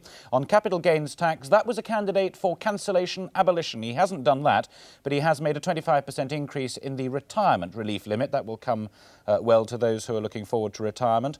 On corporation tax, that was the scope of his biggest reforms back in '84, and he says the basic rate remains unchanged at 35%, but he's tidying it up in a number of technical ways. He's saying that on capital gains, as far as companies are concerned, he's bringing the two rates closer. The basic rate of capital gains tax is 30%, so that means that companies will in fact be paying more in future. Small businesses, he's helping them a little bit. He's taking up the registration point by the maximum he's allowed to. It's up £800 to £21,300, and he's streamlining the way in which they pay. He's saying that they may account on cash and cheques received rather than on invoices. That'll help cash flow for small businesses. On petroleum revenue tax, that was the point at which we got into some confusion earlier on, but he came back and sorted it all out for us. There will be new tax reliefs for exploration and research. The reason behind that is that they've researched and explored most of the easy fields. Those that remain now are much more difficult, and the oil companies were saying they just weren't getting enough relief to get those fields on stream. The Chancellor wants them on stream for the oil and the revenues. The oil companies want them on stream for their profits. Exchange controls, well, the Act has gone. The controls themselves went a long time ago. And as Alistair pointed out earlier on, that's really almost behind the chair manoeuvring, because Mr Hattersley said he promised faithfully not to use it himself. A quick thumbnail sketch of the economy from Chancellor Lawson. The expected outturn on the public sector borrowing requirement for this financial year, £4,000 million. And the target for next year, not the 7,000 we'd all come to know and love, but just £4,000 million. The money supply, MO, which is equivalent to cash and coinage and paper money within the economy, that stays at last year's target of just 2 to 6%. But a broad money target, M3 for example, which used to include bank deposits and sterling deposits and so on and so forth, he said it didn't tell us anything we wanted to know, so he's not going to have any explicit target in future. The truth is it never told him what he wanted to hear rather than what he wanted or needed to know. And finally, the economy's output, well, the output within the economy is expected to grow at 3% in 1987. He told us that that would be the 7th successive year of growth. The current account deficit, £2,500 million for 87. He also told us that was the likely outcome for 86 as well. Inflation's going to peak in the summer at something around 5%, but fall back to 4% by the end of the year. And that's what he's had to say to us so far. Carol. Let's look quickly at that issue of profit-related pay, because both my guests pricked up their ears at that, and Norman Willis has been dying to get a word in edgeways. Briefly, Norman Willis, do you think it is right that employees should be expected to take, or should be encouraged to take, part of a pay rise as shares in the company? I've always been worried, look, as far as the scheme itself goes, I think the dramatic effects, whether it was going to work or not, the dramatic gains were if it was going to be a very big percentage, and of course he cut that down. As far as the scheme itself goes, we've said we'd want to have another look at it. We're not very sniffy about it. It does worry me that if profits start to fall and the economy starts to go down, and if there's a lot of workers' money in that, the cycle gets bigger. Not too worried. I am worried about some other aspects. Right. Can I just on that one then, to Sir see. Ralph, who I know is interested in it. As Alistair said earlier, most of big business said, well, it's rather too complicated. Now, perhaps one of your biggest rivals, John Lewis, operates a sort of fairly similar scheme and rather successfully. Are you not tempted? Well, they have a partnership, so they pay all their partners proceeds in the profits they make every year. Are you tempted by it? Well, our business has been doing that for about 5 years, and I can tell you that over those 5 years, the business has prospered enormously. In fact, we paid in the last 5 years £34 million to our employees in profit-related pay, and the result of that is profits have shot up. And of course the revenue has received in corporation tax about 100 million from our company, whereas 5 years ago, or 10 years ago even there, the company was making no profit at all and it received none. So I would say that the evidence there is that profit-related pay works. And you agree with these extra incentives that he's added? Well, I think they're a help. Yes. They don't go far enough yet. Well, in a word, would you like to see it introduced? Well, it is introduced further. Well, I don't think it's very an exciting business. Something there that will are interest there are everybody, omissions actually. Personal here, pensions he's now going to talk about. To introduce some limited changes to the present rules to restrict the excessive relief which can be obtained in some circumstances, particularly by a few very highly paid people. These will include a stricter definition of final salary, and for all arrangements entered into from today, an upper limit of £150,000 on the maximum permissible tax-free lump sum, coupled with more rigorous rules on how pension and lump sum benefits can be calculated. He's actually doing something helpful for people who are stuck in company pension funds. They change their jobs, they can't take it with them. Well, here's an opportunity. They're going to get tax relief up to the same extent that people already get on retirement annuities. But he's also tightening something up. He says it's to be an upper limit of £150,000 on the tax-free lump sums. And there'll be tough rules on how pensions can be calculated, which is something against the fat cat. At the moment, all he's doing really is kicking for touch. These are just piddling sums that he's taking in or disposing of. We're all hanging about waiting to know just how he's going to use the money which he has in the kitty. And while we're waiting, let's go to John Snow in Peterborough. John. Alistair, not many of the people here, I think, have had £150,000 golden handshakes, but Chris Pond, a quick reaction to what you've heard so far? Well, on profit-related pay in particular, that sums up Mr Lawson's approach to economic policy. Tax cuts for the rich, pay cuts for the poor. The idea of the scheme is that people will get tax relief if they agree to link a certain element of their pay to profitability of their companies. That's not going to help most of the people standing around here very much. It's certainly not going to help those at the bottom, and it won't create jobs. Let's go back to the Chancellor and see if there is something of interest to the people standing here in Peterborough. This year, I propose to extend the same exemption from tax on similar terms to gifts involving settled property where there is an interest in possession. This will not, however, apply to discretionary trusts. These changes will be of particular benefit to family businesses and to heritage properties, both of which are often held in trust. I also propose to make two minor changes affecting business assets. First, holdings in companies quoted on the unlisted securities market will henceforth be treated for inheritance tax purposes in precisely the same way as holdings in companies with a full stock exchange listing. Second, business relief for minority holdings in excess of 25% in unquoted companies will be increased from 30% to 50%. The purpose of both these changes is to concentrate business relief more accurately on those assets which could provide funds to pay the tax only at the risk of damaging the business. The abolition of the tax on lifetime giving was of the first importance to family businesses, but I remain conscious that it did little to help the smallest taxable estates, where the family home is often the principal asset. I therefore propose to make a substantial increase in the threshold for inheritance tax, from £71,000 to £90,000, coupled with a simplification of the rate structure from 7 rates to 4. As a result of this change, the number of estates liable to inheritance tax will be cut by roughly a third. Well, he is, in fact, tidying up now his inheritance tax, which he brought in last year. A number of complaints. Well, he's saying abolish for lifetime gifts, yes. The threshold he's now put up to £90,000. This, of course, helps people with houses up to that value, people, of course, with small businesses and so on. He says it'll cut by 1/3 the number of people who come into the tax. And he's also saying holdings in unlisted securities to be treated the same as full stock exchange listings. This is all tidying up. We're still waiting for the Chancellor to do something decisive about running the economy. Nick in the city.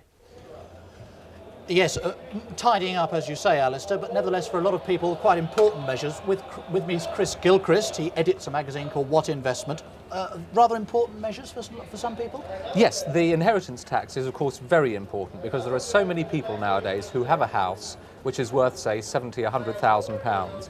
A few years ago, those people would not have been liable to inheritance tax, and they have been forced into the CTT net by the rise in property values. So what the Chancellor's done is to say, well, let's get rid of that, let's cut them out, because these are effectively people who are not terribly rich. They're not the wealthy in any traditional terms. They simply own a house which happens to be worth over £100,000. So but he's said a third of the people liable to inheritance tax are now no longer liable. That's quite a big change. Thank you very much indeed. Back to the Chancellor now. I propose to relieve charities from VAT on certain welfare vehicles used by hospices to transport the terminally ill, on installing or adapting lavatory or bathroom facilities in charity homes for the disabled, on drugs and chemicals used by a charity in medical research, and on specialised location and identification equipment employed by mountain rescue and first aid services. Well, when he changed the charities tax, and changed it quite drastically in his last budget, obviously there were more odds and ends which had to be put right. And so now he's lifting it off things like welfare vehicles and so on, and mountain rescue, their equipment. All these things which perhaps many people would say are only fair and equitable in clearing up what he really means about charity tax. Well, now he's on to raising money, gaming duties. I therefore propose to increase the gaming machine licence duty by about a quarter, which will restore it in real terms to its 1982 level, when it was last increased. And to offset this by abolishing from the 29th of March the tax on on-course betting. I am sure that this measure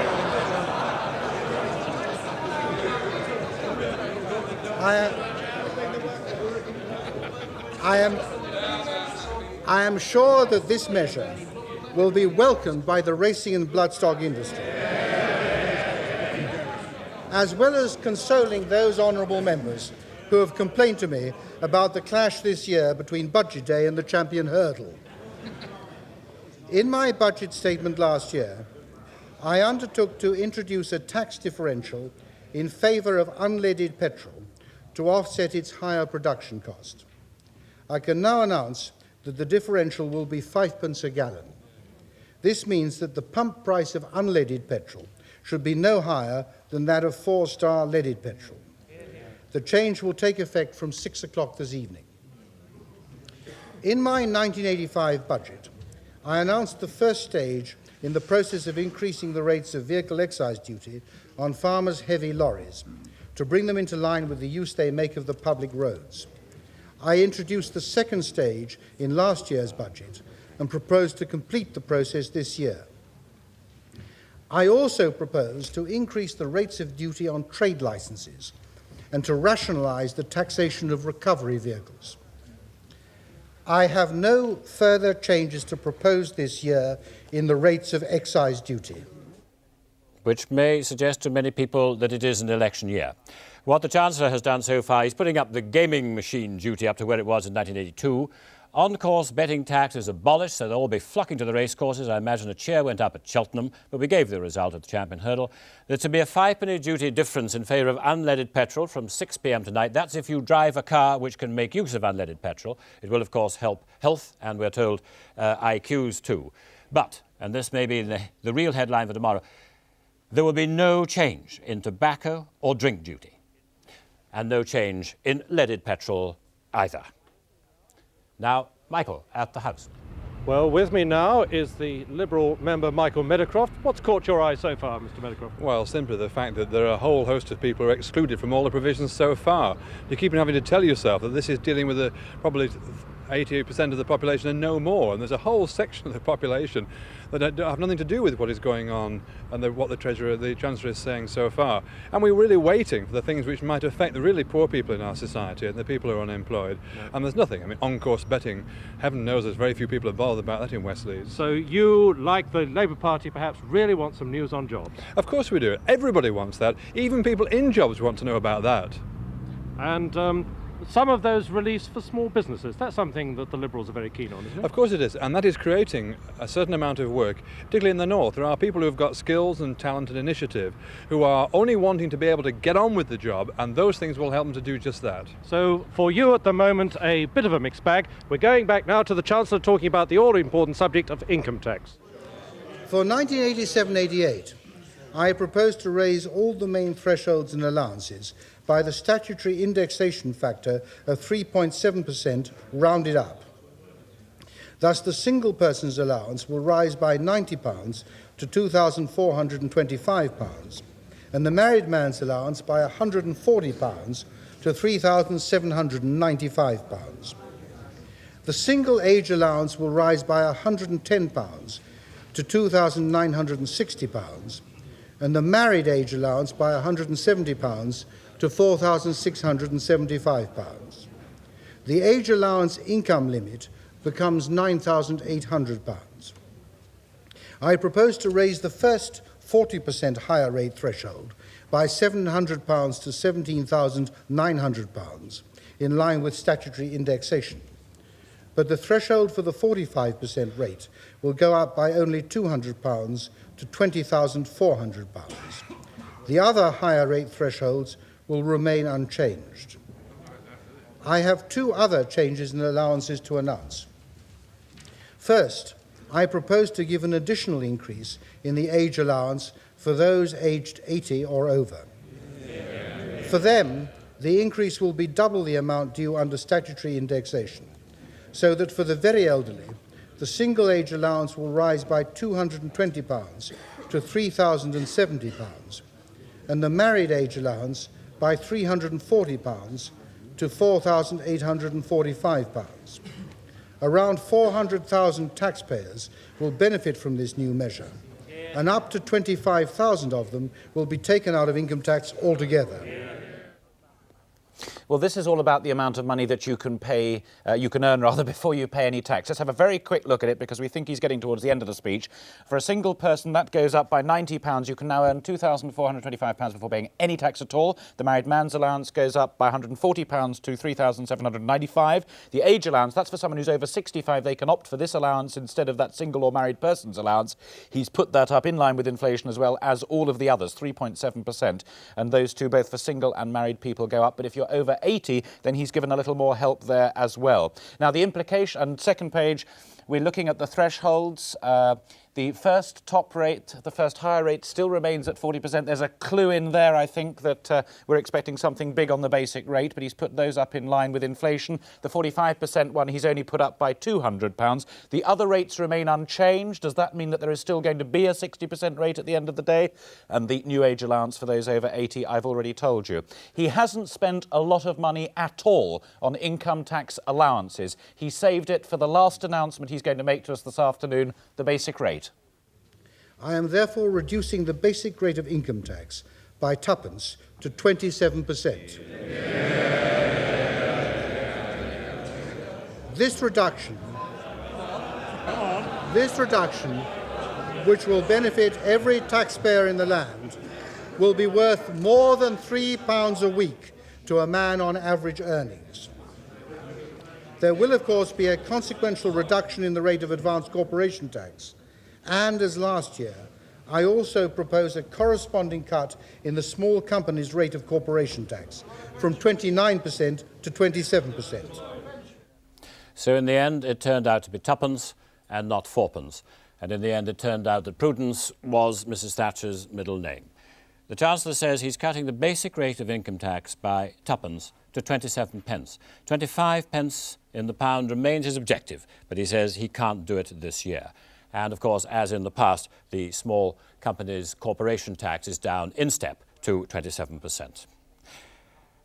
Well, the Chancellor says this will mean £3 a week to anybody on an average income. Of course, he's also counting on a fall in interest rates. That's what we must expect, which may give that or perhaps even more if mortgage rates come down by 1% to people owning an average home with an average mortgage. Mr. Deputy Speaker, in this budget I have reaffirmed the prudent policies which, despite a year-long coal strike followed by a collapse in the oil price, have given us the strongest economy we have known since the war.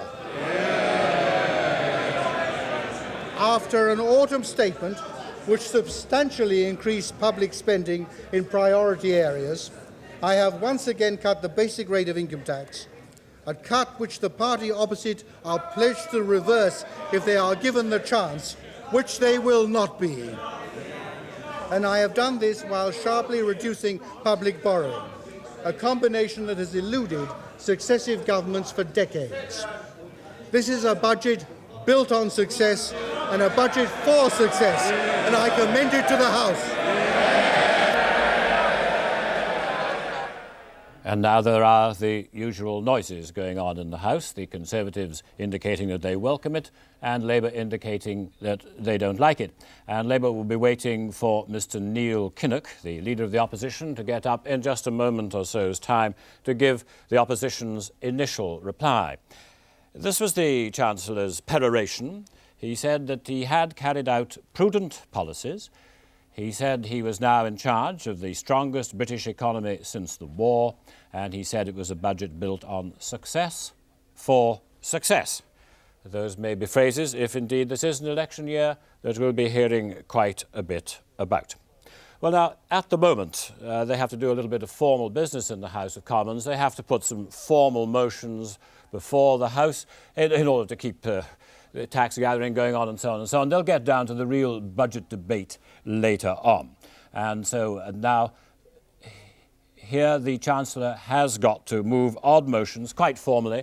The House will be only a few just sloping off to get a cup of tea in the celebrated tea room, whatever they say to each other there. Most, of course, will be waiting for Mr Kinnock. This is always quite a moment for the Leader of the Opposition. He's got to get up impromptu. He knows as little about what's in the budget as we do. He's got all the ability of speculation and advice, but in the end, he's got to get up without too many notes. Probably got Mr Roy Hattersley whispering in his ear while he was sitting on the front bench. But now it's down to Mr Kinnock to do what the first Labour reply will amount to. I think many people will say that the Chancellor hasn't gone the whole hog. There are a lot of people, Professor Minford at Liverpool say, or the Institute of Directors, Sir John Hoskins, who said he should have gone the whole hog, 4p off income tax, that the one bit of confidence that the outside world really wanted wasn't the details of what he was doing with booze and fags with the British public, but whether Mrs Thatcher was going to win the next general election. Now, Mr Kinnock. Deputy Speaker, can I begin with the usual facilities and congratulate the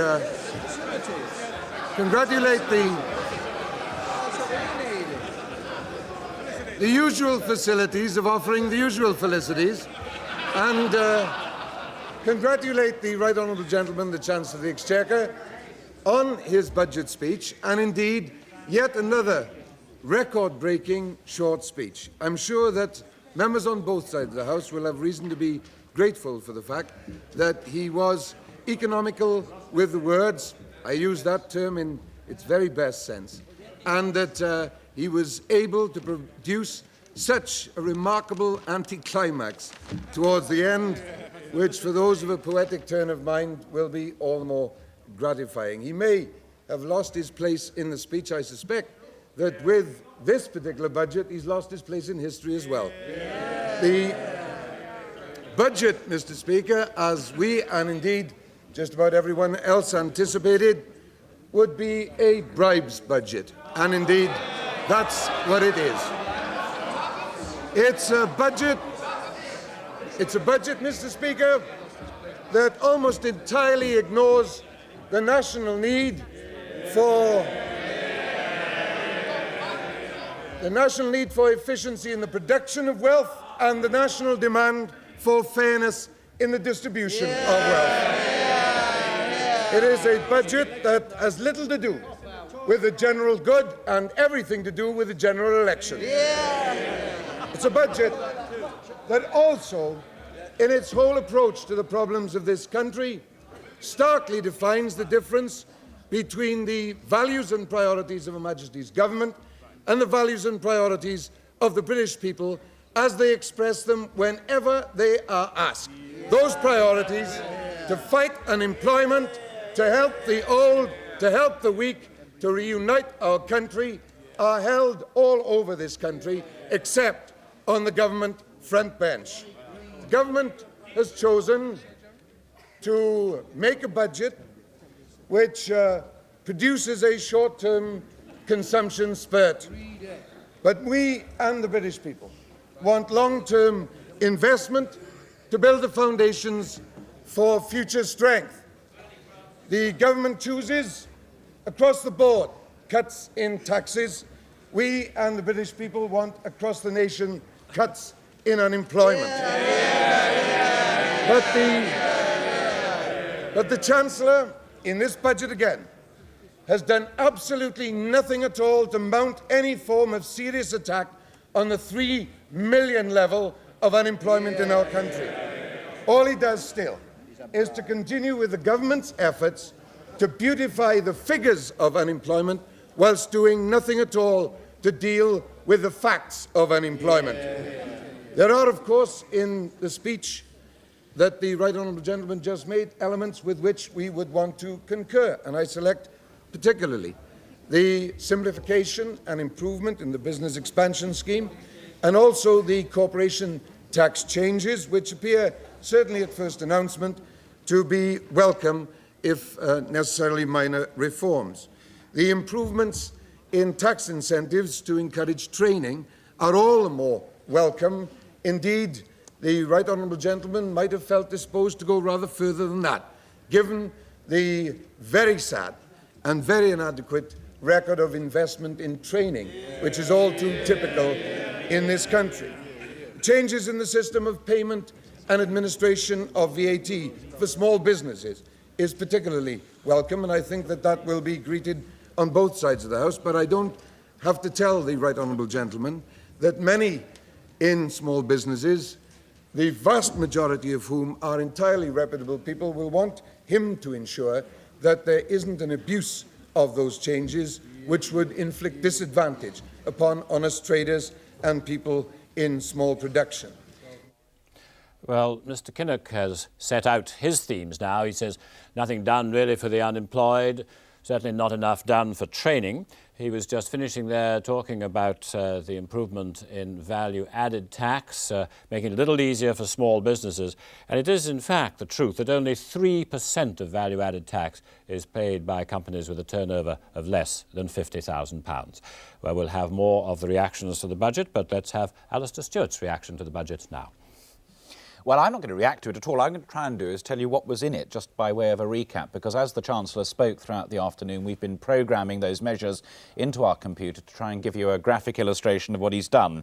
He told us at the end of the speech that he had spent £2,500 million on top of reducing his public sector borrowing requirement by £3,000 million. Let's have a look at what he got for his money. We look first of all at personal taxation. Down came the basic rate by 2 pence to 27 pence in the pound, still twopence short of the 1979 Tory dream of 25%.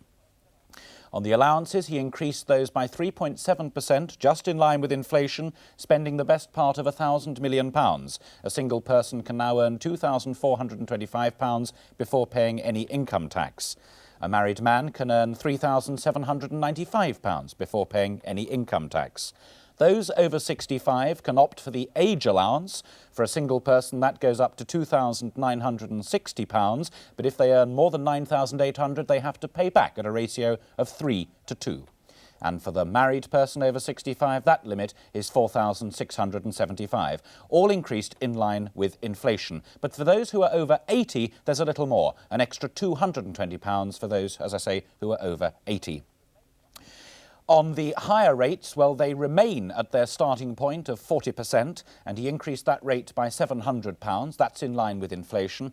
But for the rest of them, he only put them up by a couple of £100. A new measure, profit-related pay. Those going into wage bargaining can opt for a certain element of their pay to be related to the profitability of the company. Half of that amount that's negotiated will be subject to tax relief at a rate, the Chancellor said, equivalent to about a penny off the basic rate. Now, duties. This cheered up a large number of people. Beer, no change. Cider, no change. Wine, no change. Spirits, whiskey, gin, vodka, the rest of them, no change. Cigarettes, no change. That's a surprise. In the past, he's always increased the amount he even had to do because of the health lobby. No change there at all. Now, on petrol, there was no change on the normal petrol that we use, but if you use lead-free petrol, then there is a 5p duty difference. In effect, that means a price cut in the cost of lead-free petrol. Now, moving on, road tax, that's the little coloured disc on the left-hand corner of the car for those who still drive. No change for the second year running. Betting duty, well, this raised a laugh from the gentleman on my left. On-course betting tax is abolished. But for those who enjoy one-arm bandits, those duties go up. A quick look at the other measures in this budget. As far as pensions are concerned, there's to be tax relief on extra contributions for those who are locked into company pension schemes, who want to top them up. And there will now be a £150,000 limit on tax-free lump sums. That's putting a cap, really, on some of the golden handshakes that are around at a pensionable age. Charities, he did a lot to help them last year. This year, he's just said that if they have to buy vehicles, mountain rescue people and people like Mr. Geldolf's Band-Aid, well, they can get VAT relief on the vehicles that they buy, as long as they're a registered charity. Inheritance tax, which he introduced last year instead of death duties and so on and so forth, the starting point goes up from £71,000 to £90,000. That's quite a big increase, although it didn't really cost him a lot of money to do it. And one or two technical points, as we call it in the trade, to simplify the structure. On retraining, he said that people who spend money, businesses who spend money on retraining workers they don't need instantly, can get tax relief. At the moment, if you need that worker instantly, you get the relief. If it's for future reference, and that will help some of the training schemes, you can get tax relief there as well. Capital gains tax, many of us had been speculating that that might be the tax to go this year instead of the on-course betting levy. Instead, he just tinkered with it. The retirement relief limit goes up by 25% to £125,000. Corporation tax, he did the big work on that one several years ago, so there was nothing great to do on the basic rate as far as big firms are concerned. But small companies, and that was a theme in this budget to help small companies, the basic rate came down to 27 pence in the pound. The first hint we really got that was going to be the basic rate of income tax later on in the speech. As I said, corporation tax, nothing to be done here on the main rate. It stays at 35%. But as far as the relationship between corporation tax and capital gains tax is levied at 30%, corporation tax at 35%. Companies will now have to pay their gains tax at 35%, so that's a slight increase in taxation there, as far as I understand. Small businesses, the VAT registration point goes up by £800, an odd sum, but the £21,300 is in fact the maximum he's allowed to do under EEC regulations. And here was good news for small businesses as well. They can account for their VAT on a cash and cheque paid basis and not on an invoice basis. In the past, they've been paying VAT on money that they haven't even got. Petroleum revenue tax, one up for the oil companies. They get tax relief on exploration and research in particularly difficult fields. They wanted that, they've got it. The Exchange Control Act is repealed. That is not a headline grabber. Both major parties, I don't know the Alliance position on that one, maybe Alistair can tell us later, but certainly Tories and Labour agreed they're not going to reintroduce exchange controls anyway. And finally, the Chancellor's thumbnail sketch of the economy. The outturn for borrowing this year is expected to be £4,000 million. He has reduced the target for next year by a massive £3,000 million to £4,000 million as well. The money supply target for paper money and cash in the economy holds at just 2 to 6%, although he's at 10% in the last month, so he's out of it anyway for this year. But the broad measure that includes bank deposits and so on and so forth, that has gone forever. He says output will continue to grow for the 7th year running at a rate of 3%. The current account deficit, £2,500 million this year and indeed next year. And finally, inflation will peak at 5% at the midpoint of the year and hopefully will end up at 4%, by which time there may well have been an election. Carol. Well, there we have it. Short budget in terms of the ones we've been used to seeing in recent years, but for some people at least a sweet one. So, Ralph, was it a budget for business? Well, on reflection, I think it's a good budget. It's a fairly prudent budget. It could have been a little bit bolder, I suppose. Interest rates should come down now as a result of the PSBR requirement, and that's good for business, and it's good for the production of wealth and investment, and therefore it's good for jobs. Income tax has come down, and that's good for the economy that's reviving through the current economic activity and consumer spending. That's good for jobs. And profit-related pay has widened, which is good for all of us if we perform, and that's good for jobs. So there are some good pieces of information in it. You were looking for much more in the way of tax cuts there, weren't you? I think he could have been bolder, but there's no harm in being cautious at this stage.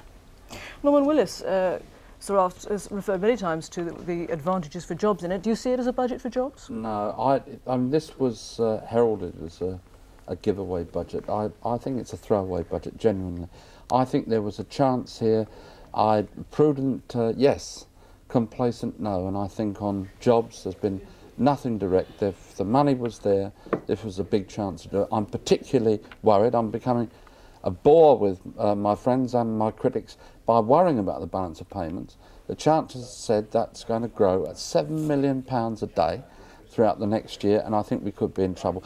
Training, they should be looking for higher payments for those going to training. Pensioners, very little. Interest rates, if they come down, I hope so, it's about time. But I think really in the end, the Chancellor's saying that he's going to carry on, he's going to depend upon the big money people, big money in a few hands, and that does worry me.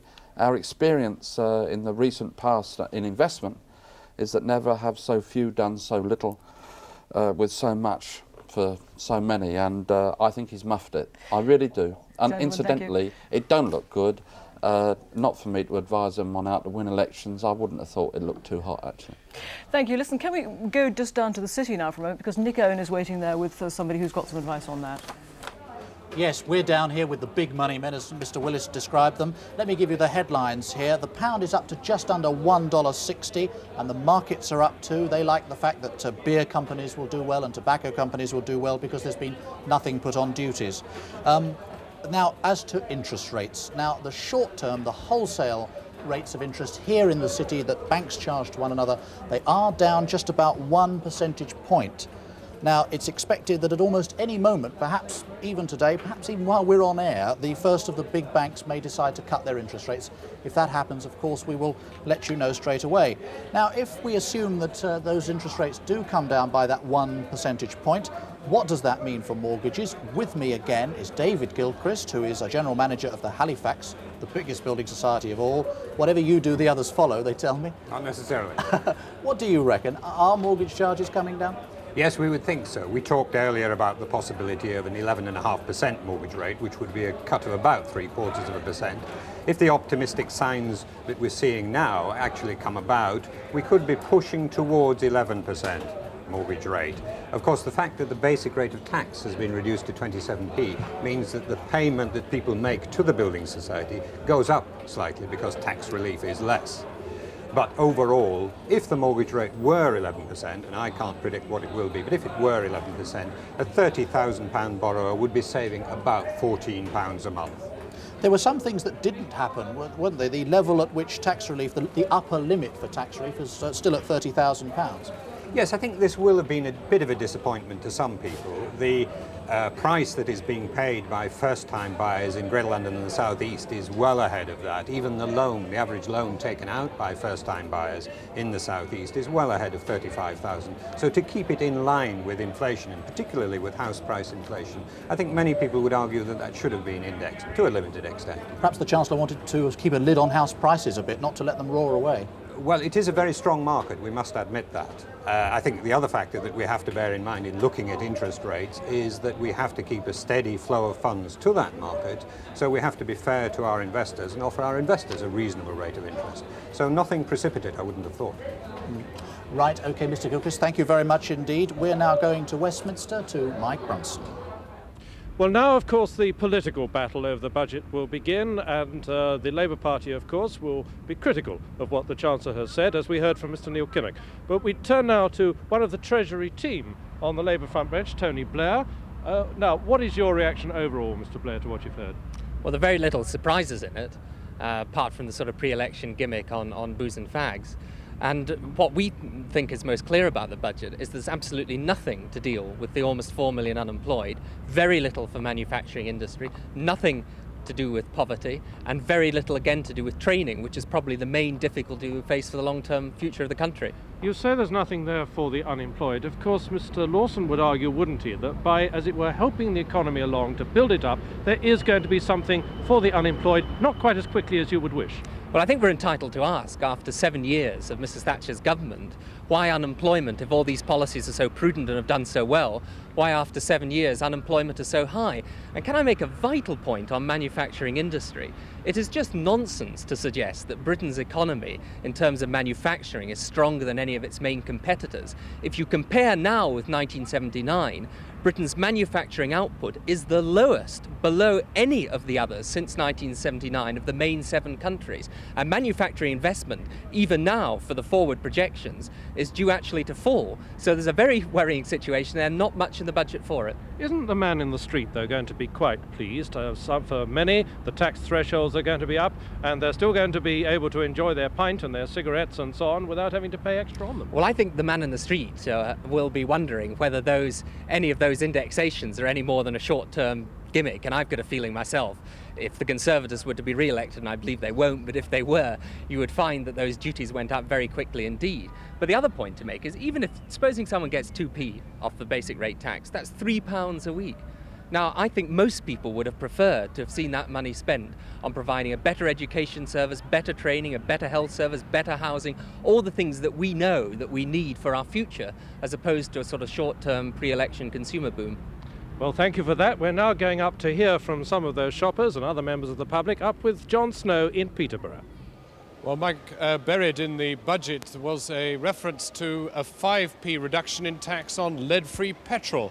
And from a garage forecourt near here, the manager of a local Shell garage, Will Watson. Will, do you sell lead-free petrol? No, we don't. And what would it take for you to do so? Quite a lot. You've got to flush out one of your tanks with lead-free petrol, remove it, and then fill and change your filters. It's a long job. Do many people actually sell lead-free petrol? No, it's a very rare. I think it's one garage in Peterborough. And is 5p off going to be enough to make you who sell petrol sell lead-free petrol? No, not at all. Well, now, we have, as you can see in the background, a wide selection of Peterboroughans, and we'll see what they have to say. Now, I think you're an income taxpayer, sir. You're going to get £3 a week, roughly, increase in your pay packet. What are you going to do with it? Save it for holidays. I mean, is it the sort of thing which makes you go away feeling you've had a good budget today? From my point of view, yes. It does. Now, what about you? Do you pay income tax? Well, I've only just come back into this country after having lived abroad, so I'm not a very good person to ask, actually. Right. Now, you, sir, are you a taxpayer? Yes. What do you feel about getting 2p in the pound off your income tax payments? It's better than previous budgets where you've had to pay more tax. So, yes, it's a great saving. Anybody else have a view on whether this is what they would call a good budget or not? Sir, you might be approaching pension age, I think, over there. Are you actually a pensioner? Let me just get to you here. What's your reaction to what you've seen of the budget? I mean, it looks as if your allowances are going up. Oh, it's quite favourable as far as the pensioners are concerned. But I think myself, I mean, I'm a tax-paying pensioner.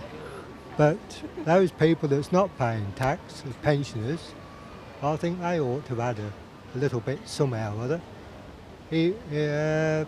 VAT, for instance, they could have brought that down, then everybody would have benefited.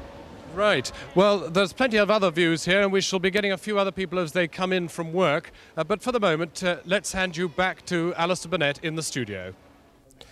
John, of course, many people, many pressure groups are having their little say or other about the budget. We're told that the last time we had a budget that didn't put up drink or cigarettes was in 1978, and that was Mr. Dennis Healey. Now, for punters, the on-course betting tax raised only £20 million a year for the Chancellor, so he didn't give us very much back. What it will do, I think, is in fact encourage people to go to racecourses to get a better price from the bookies on the rails there than they would in the many posh and plush betting shops which are now being set up. And of course the £20 million which the Chancellor is giving away to the punters, he's actually taking off all those who lose their money on gaming machines. Well, now, among the oil companies, Mobil Oil says the Chancellor is a man of his word. He has, in fact, got rid of the unleaded petrol differential. But they also say, and this is praise indeed from an oil company, he's a realist in not increasing the level of duty of leaded petrol. The RAC, the Royal Automobile Club, says it's the most unusually welcome standstill budget on motor taxation. Well, now, among other conspicuous consumers, the Scotch Whisky Association Well, they welcome a respite in any further rises of duty. However, they say sales of Scotch are still flat. Well, some of us here are doing our best to stop that. They say we might have hoped for a more decisive move to increase our opportunities of selling Scotch whisky. In other words, they wanted a cut in the excise duty, not just a standstill. Well, OK, come on, Scotch Whisky Association. Your sales were up 2% in the first 6 months of last year, and your exports are the highest for 4 years, despite the Japanese tariffs and President Reagan's worries. The Brewers' Society say, oh, it's very welcome news, relief especially for the less well-off. That, of course, is no rise in the actual excise tax. The Wines and Spirits Association say, whoopee for wines, whoopee for spirits. The whole country should pop a cork tonight to celebrate. Well, they didn't have a rise last year either, so that's 2 years of celebration. Now here is the problem about cigarettes. The Action on Smoking and Health say the Chancellor has ignored unprecedented calls from the medical profession and his health department colleagues to help them fight what they call the smoking epidemic. Britain's lead in giving up smoking could be seriously compromised. Well, of course, again, that's true, but a tax on smoking is a highly regressive tax because it is, in fact, the poorer off and perhaps poorer young women who are the people who are coming into smoking, and many members of the middle classes are not, in fact, smoking anymore. Now, Mr. Peter Benton, the Director General of the British Institute of Management, says that the pension changes will remove obstacles from management mobility. That was the change that the Chancellor brought in to say that he was going to apply to personal pensions the present alleviations which he gives to people who have their own annuities. The British Institute of Management say they welcome the Chancellor's extension of tax relief on profit share schemes. They expect a large number of companies to extend profit share schemes in the next 12 months. It's rather different from what Mr. Norman Willis and others were saying. And now Nick Owen is in the city. Yes, with me now is David Probert. You're a bit of a veteran of these programmes, David. You run a company called W. Canning, I think. What do you do? How many people do you employ? We employ 4,000 people, Nick. We're in chemicals, electronics, precious metals and medical services. Right, super. Now, what did the budget do for you? Well, firstly, I think one has to take into account that for the last 3 months, our volumes in the UK have been increasing. We have seen quite good trade in the UK. Our exports have been increasing. I think the most important thing which the budget has done is signal the reduction in interest rates. I think that will not only save our operating costs, but it also should result in the pound not strengthening against the overseas currencies, which would again help our exports and make our competitors overseas more difficult to attack us in the UK. I think that's the big plus as far as we're concerned. What about this business of tax relief on profit sharing? People saying that a lot of companies will want to take this up, a lot of employees will want to take advantage of it. Do you think they really will? Will they in your company? It's all, obviously we will consult with our employers, but it is such a complicated, document, the Green Paper was. It was so messy. We do have an excellent Save As You Earn scheme, which a high percentage of our UK employees took up. And quite frankly, I think this is just tinkering around and it doesn't really provide anything substantial. There was a standstill on duties. That means your freight costs won't be going up too much, nothing on petrol. Yes, diesel, there is nothing on there, which is good news. I think the disappointment which I had as it affected our company was on personal allowances, that they've only gone up at the rate of indexation. We were hoping to see a larger amount for personal allowances, basically because it affects our wages negotiations. Very briefly, will you be taking on more people? Does this help you do that? Well, it does not it's not unhelpful, so hopefully our volumes will keep on growing with this sort of climate which we've got. David Probert, thank you very much. Back to the studio and Alistair Burnett. And in Westminster, the leader of the Liberal Party, Mr. David Steele. Mr. Steele, do you think it's a prudent budget? Are you surprised it's only tuppence off income tax? No, I'm not surprised. I think it's a very thin budget, and I think that it's a budget which does nothing to tackle the deep-seated problems of this country, and particularly unemployment.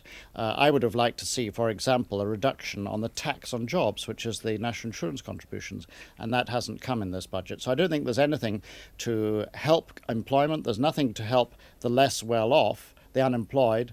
There's nothing to help the education or health services. It's a cheese-paring budget, really. Well, now, Mr. Steele, will you, of course, you said you're going to vote against this reduction in tax. Will you, in fact, campaign in the forthcoming general election to put the taxes up? Well, we will have to rework our own budget proposals in the light of this one, and we said all along that we would do that. What I can tell you is that we would certainly oppose the 2p reduction now, because we believe that that £2 billion, which is what it is, £2.5 billion, I believe, could in fact be put to starting to tackle unemployment, perhaps reducing the national insurance contributions on a regional basis to stimulate employment, putting money into public projects. We believe that even those who, like you and me, are paying income tax and who would obviously like to have to pay less, are concerned about the basic fabric of society in this country and the chronic unemployment in certain parts of our country. The government is doing nothing about that, and we believe that direct action was now required. Well, now, Mr. Steele, you say that you would in fact have liked to have seen a lot more for the unemployed and the underprivileged in the economy. But is not the Chancellor now at the top of a boom? Would not any Chancellor, an Alliance Chancellor, be in difficulty in spending money? No, because of inflation, because of drawing in imports and so on. Well, but this is what this budget will do, in my view. It is a credit-financed budget, because what's happening is that people are going to have more money in their pockets, they're going to spend it on more of the goods which are available, and because of our own cutback in manufacturing under this government, it means more imported goods in the shops. So that for the long-term health of the economy, this is not good. The one area where I think there will be a beneficial effect, of course, is an anticipated cut in interest rates. That, I think, will be widely welcomed, but we believe it could have been achieved just as effectively by going into the European monetary system in a full-hearted way, and that you could have left a larger public sector borrowing requirement for public purposes. And I think that's really the basic philosophical divide between us, which will certainly emerge at the coming election. Do you want to go on in this rather tinselly way, putting money in the pockets of those who are in any case better off, or do you want to tackle some of the deep-seated economic problems? The budget does nothing on those at all. It's going to continue the downward slide of the British economy in relation to our competitors. Do you think it'll now be a June election? Well, I've no idea. I mean, Mrs. Thatcher doesn't consult me on these matters. I think the option is open for a June election. I personally hope that there will be an election soon, because I think it's bad to have this permanent election atmosphere. But I just don't think that this budget is going to have a major impact on the election itself, because people are going to be looking beyond the budget to the problems that have been gathering through Britain over the last 7 or 8 years. And this budget, I repeat, doesn't address itself to those at all. Thank you, Mr. Steele. And now, Mike Brunson, also at Westminster. Well, you've been talking to one Scot, Alistair. I'm talking to another, Gordon Wilson, the leader of the Scottish Nationalist Party. You must have been pleased to hear the news about Scotch. Well, as a moderate consumer, yes, I think other people will be glad that it's not being increased in price through extra taxation. But I must say that if it's a gleam, is a fitful gleam in a budget which is deeply depressing for Scotland. There's not very much to do with the decline in the oil employment, which has taken place, loss of 20,000 jobs in 1 year. And as for the lack of any job creation scheme, Scotland is the one part of the United Kingdom which is seeing unemployment rise month by month by month, with many more thousands of jobs waiting to be lost. And if anything, this budget is going to deepen the north-south divide. You must have been pleased, though, to hear about help for small businesses. That's something that people are very keen on in Scotland, isn't it? Yes, that is very important. But there again, because of the lack of fizz in the economy in Scotland, the proportions of small businesses being started up are proportionately fewer than they are in other parts of the United Kingdom.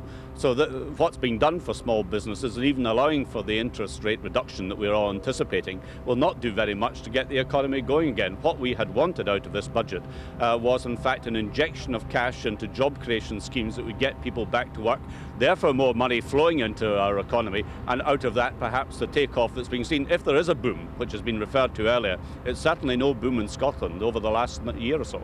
Because one or two people may feel that this is quite a clever budget in a way, because it's going to keep the ordinary man in the street reasonably happy. All right, it's not going to keep the politicians happy because they don't have the job creation schemes. The ordinary man in the street's going to be fairly pleased, isn't he, that his cigarettes, for example, aren't going up? Yes, there always will be joy in that, but it's mitigated by the fact that for many men in the street, they no longer have a job, so their income is going to be limited. And I think one of the best ways in a civilized society of trying to get a level of contentment with the men in the street is, even for those of us in jobs, to try and do something to get employment going again. And this is a budget which will help the south of England at Scotland's expense. Well, there we have a view from another Scot. Now we go to the heart of England, as you might say, to John Snow, who's in Peterborough. Mike, we have with us again Chris Pond from the Low Pay Unit. Chris, we say you're from the Low Pay Unit. who are the low paid and how are they going to prosper from this budget? Well, we're talking about 8.5 million people in total in this country earning less than what the Council of Europe describes as a decency threshold. 6 million of those are actually taxpayers. And as far as they're concerned, there is very little in this budget. From that point of view, it's a budget of broken promises, because we had been told that there would be substantial income tax cuts to help that group. There's virtually nothing in there for them. Now, specifically in that group, we're talking about who? Cleaners, hospital porters, nurses? Yes, we're talking about the people working in the shopping precinct at the moment, the retailing staff. We're talking about people like nurses working in the public sector. And indeed, we had only 3 weeks ago the Prime Minister saying in the House of Commons that she believed that a nurse on £150 a week paying £41 a week tax was paying too much tax. She used that to jeer at the opposition parties. Having done our calculations, we now find that a nurse on £150 a week after this budget is still paying £41.40 a week in tax. Now, if we look overall at the low paid, and that's 6 million who are below the decency threshold, their tax burden under Mrs Thatcher has increased very sharply. On half average earnings, we've got people paying twice as much tax now as they were in 1978-79. This budget has done nothing to help them. Now, you told me before we came on air that there is another element of concern, and that is mortgage payments. You say that for some people these will actually now go up. Yes, some people are going to have a nasty shock because, of course, with the cut in the tax rate, that means that the subsidy that people get on their mortgages is going to be reduced. And that could mean mortgage payments will go up on an average £25,000 mortgage by about £2.40, £2.50, just as a result of this change. And there's been no compensating change in terms of mortgage relief or any other mechanism which would make that better. Now, we heard from Mike Brunson of political concern that there wasn't enough in here for job creation. What about the unemployed themselves? We've met a lot in this precinct here. Anything for them? No, virtually nothing for the unemployed. In fact, the Chancellor's given away about £2.5 billion in tax cuts in a way which actually will create very few jobs indeed. If he'd used that money in terms of direct public expenditure on the public services in a targeted way, he could have created many thousands of jobs. He's missed that opportunity, and he's also missed the opportunity to do anything, even in a cosmetic way, on some of the job schemes, which we all know is a form of cosmetic surgery on unemployment, but he's even not bothered to put money into those sort of schemes. When you rejoin us, we shall be talking to some of the shoppers coming in here fresh from work, but for now, let's return to Alistair Stewart in the studio. Thanks, John. What we've been doing over the last 20 minutes or so is programming all of the detail of the Chancellor's measures into our computer and then asking the computer to try and work out what impact it would have upon a certain number of targeted families. And we've taken a range across the income spectrum. We've also built in pensioners. Before going through that, let me remind you that, of course, the only impact that it will have had on their spending patterns will be drawn from national insurance, contributions, child benefit. Both of those have been dealt with and announced and are effective from April, and those changes on income tax. There are no changes, if you remember rightly, in duties apart from on lead-free petrol. So let's have a look at the families that we've programmed in. We've started with a family well below the average industrial wage. This is a married man with £115 a week wage packet. They have 2 children. They live in a council house, but they don't have a motor car, they don't smoke and they don't drink. And we find that they're better off by £1.92 a week. If they do smoke and they do drink, of course, as I said to you a moment ago, it makes no difference at all. Still £1.92 a week because of no increases in duties. Moving up the income scale, we move to somebody who is on the average industrial wage. Here we have a married man. They have 2 children. This time we've given them a £15,000 mortgage. That's the average outstanding mortgage. A modest family motor car, and whether they smoke or drink makes no difference at all. They are better off by £3.44 per week. Now let's move up to a couple who are both in employment. No, I beg your pardon, we're moving up to a higher earner, getting up for about the top 10-15%, £330 a week. This time they've got a £27,000 endowment mortgage. They have a slightly larger motor car. Again, it doesn't matter whether they smoke or drink. They're on £4.16 a week.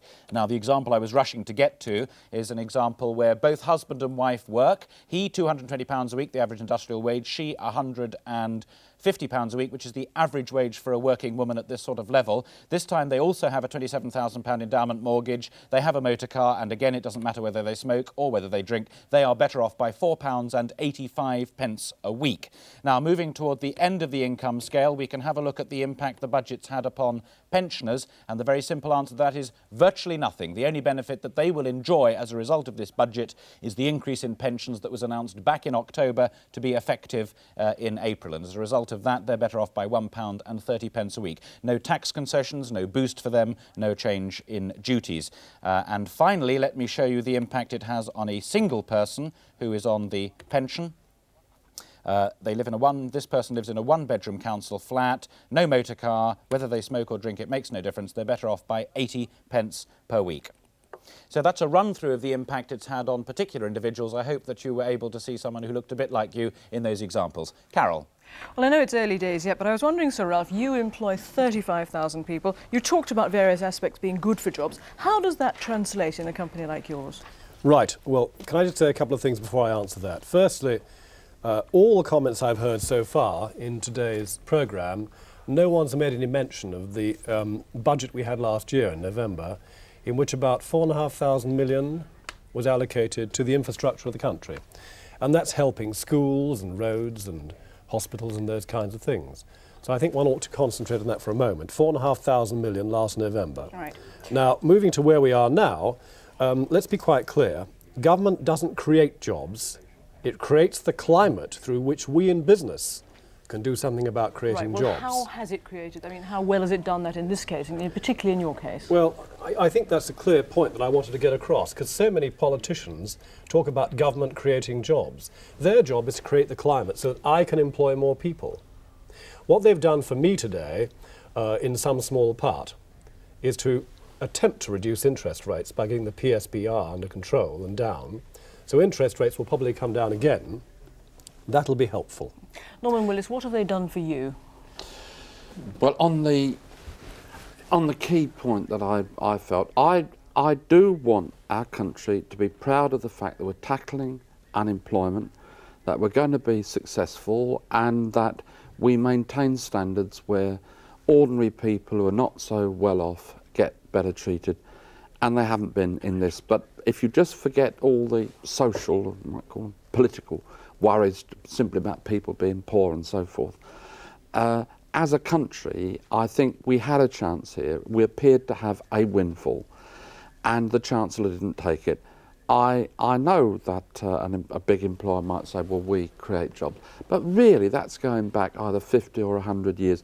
It is for governments to take direct action. Everybody knows that. And just to say that it's left to someone with a lot of money and a big business and so forth, and that if they feel right, everything's going to turn out right. Yeah, that's for the arc. We need to take direct action. With respect, Norman, I think that's absolute nonsense. It isn't just for big business, it's for business. It's not nonsense, it works. It works. I don't works agree. In part in the United States that they were talking about, where they've been running a budget deficit. A, I don't agree, and B, it's nonsense. Firstly, business provides jobs, government provides the climate for which we create jobs, through which we create jobs. No, it isn't. No, it isn't.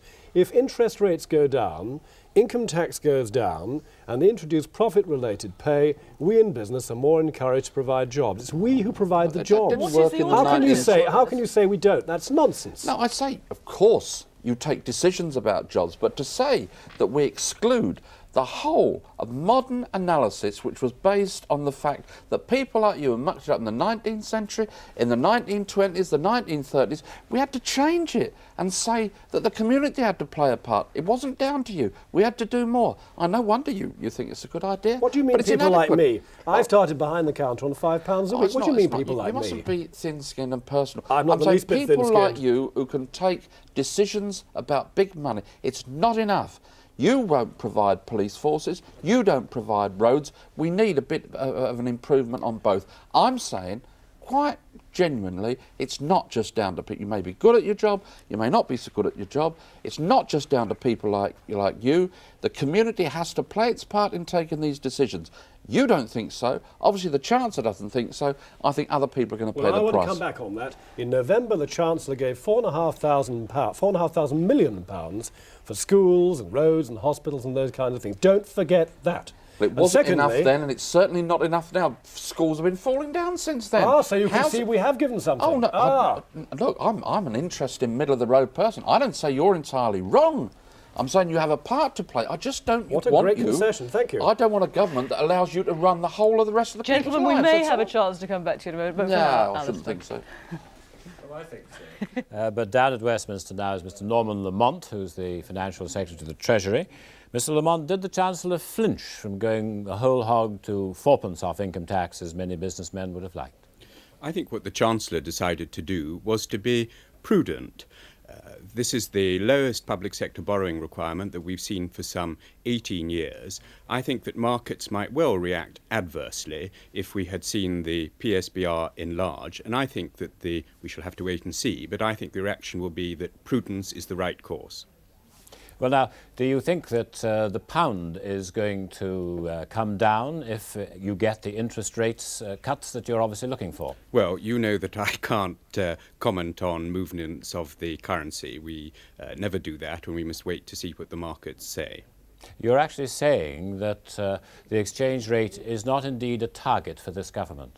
I'm not going to add to anything beyond what the Chancellor has said in the past. What I will say is that the Chancellor in this budget has been very cautious. Lots of people were impatient to go further, but he has put the control of government borrowing very high in his priorities, and that creates the right and most favourable financial climate. What I think the Chancellor has wanted to do is really to deliver what people said was impossible, the hat trick: lower taxes, lower borrowing, but also higher public spending. And I think Sir Ralph was quite right to refer to the autumn statement and the modest but important increases in public spending in key areas that we had there. This is a unique thing for a Chancellor of the Exchequer to be able to achieve, and I think it is based on the strong position of our economy, which is, as the Chancellor emphasised in his budget speech, growing faster than other economies in Europe.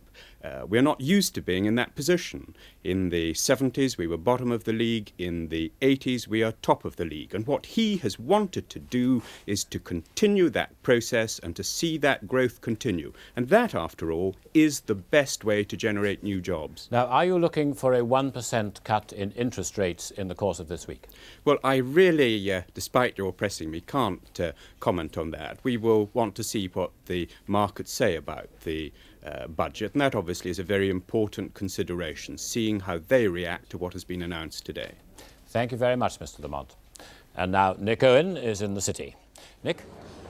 Well, Mr. Lamont wants to know what the markets think and how they'll react. The signs now are that there will be a cut in interest rates, but it won't come before tomorrow. Nobody's promising anything, but it looks like about a 1% cut, and that'll probably come tomorrow. Now, with me is Bill Jordan, who's president of the Amalgamated Engineering Union. We've brought you down here into the city to view the budget from this vantage point. What do you think of what the Chancellor had to say? Well, it's a bit disappointing. It's a budget of small bribes and big holes. The Chancellor told us that the country wasn't paying its way. And what's worse, he's predicted that in a year's time we'll be in a worse position. He's predicted a bigger deficit. And the reason for that is, although we're in the money flush, scandal-ridden city, it's not them that's keeping this country on board. It's manufacturing. And it's that that's lost 2 million jobs. It's that that's turned an earning power from 5,000 million plus to 6,000 million loss. And that's the problem that the Chancellor ought to have addressed himself to. The Chancellor did say manufacturing industry was going to have a very good year this year. Yeah, but he was obviously he was wrong on that. And if you looked at what he was saying, if he told you we were going to be in a worse position at the end of the year, that told you the underlying truth. He's not really done anything of any scale that's going to impress the businessmen. Ralph Halpern said the government doesn't create jobs. That's true, but they can make major decisions that will create a climate that industry will really lift off. This is so petty, it's just not going to happen. Was there one thing briefly that you really wanted to see done? Well, I would have liked to have seen a much greater proportion directed towards lowering the cost of unemployment and at the helping investment, because it's investment where we've fallen down. Bill Jordan in the city, thank you. We're now going to Mike Brunson. Well, Nick, earlier this afternoon, Matthew Taylor, the new Liberal from Truro, took his seat and became the youngest MP in the House, and so that meant that the man with me now, Charles Kennedy, the SDP, lost that title. But what do you think young people, people of your age group, are going to make of this budget? Not much. It's a budget which I think has got much more its eye on the ballot box than it has on the dole queue. And the hard fact is, I think for a lot of young people, young voters or potential voters in this country, they're more worried about having to register their presence each week at the end of a dole queue than they are probably in casting their vote at the next election. I don't think it's very relevant in that respect at all. Do you see any pointers here to the date of the next election? Oh, I think it looks as if he's probably going to go for June, or she is probably going to go for June. She may hold back, I suppose, to October. But I think the fact is there's a general cynicism because there's an awful lot of small, sensible, attractive things in this budget. And there's no point in denying that. I think he's done a lot of things that are worthwhile.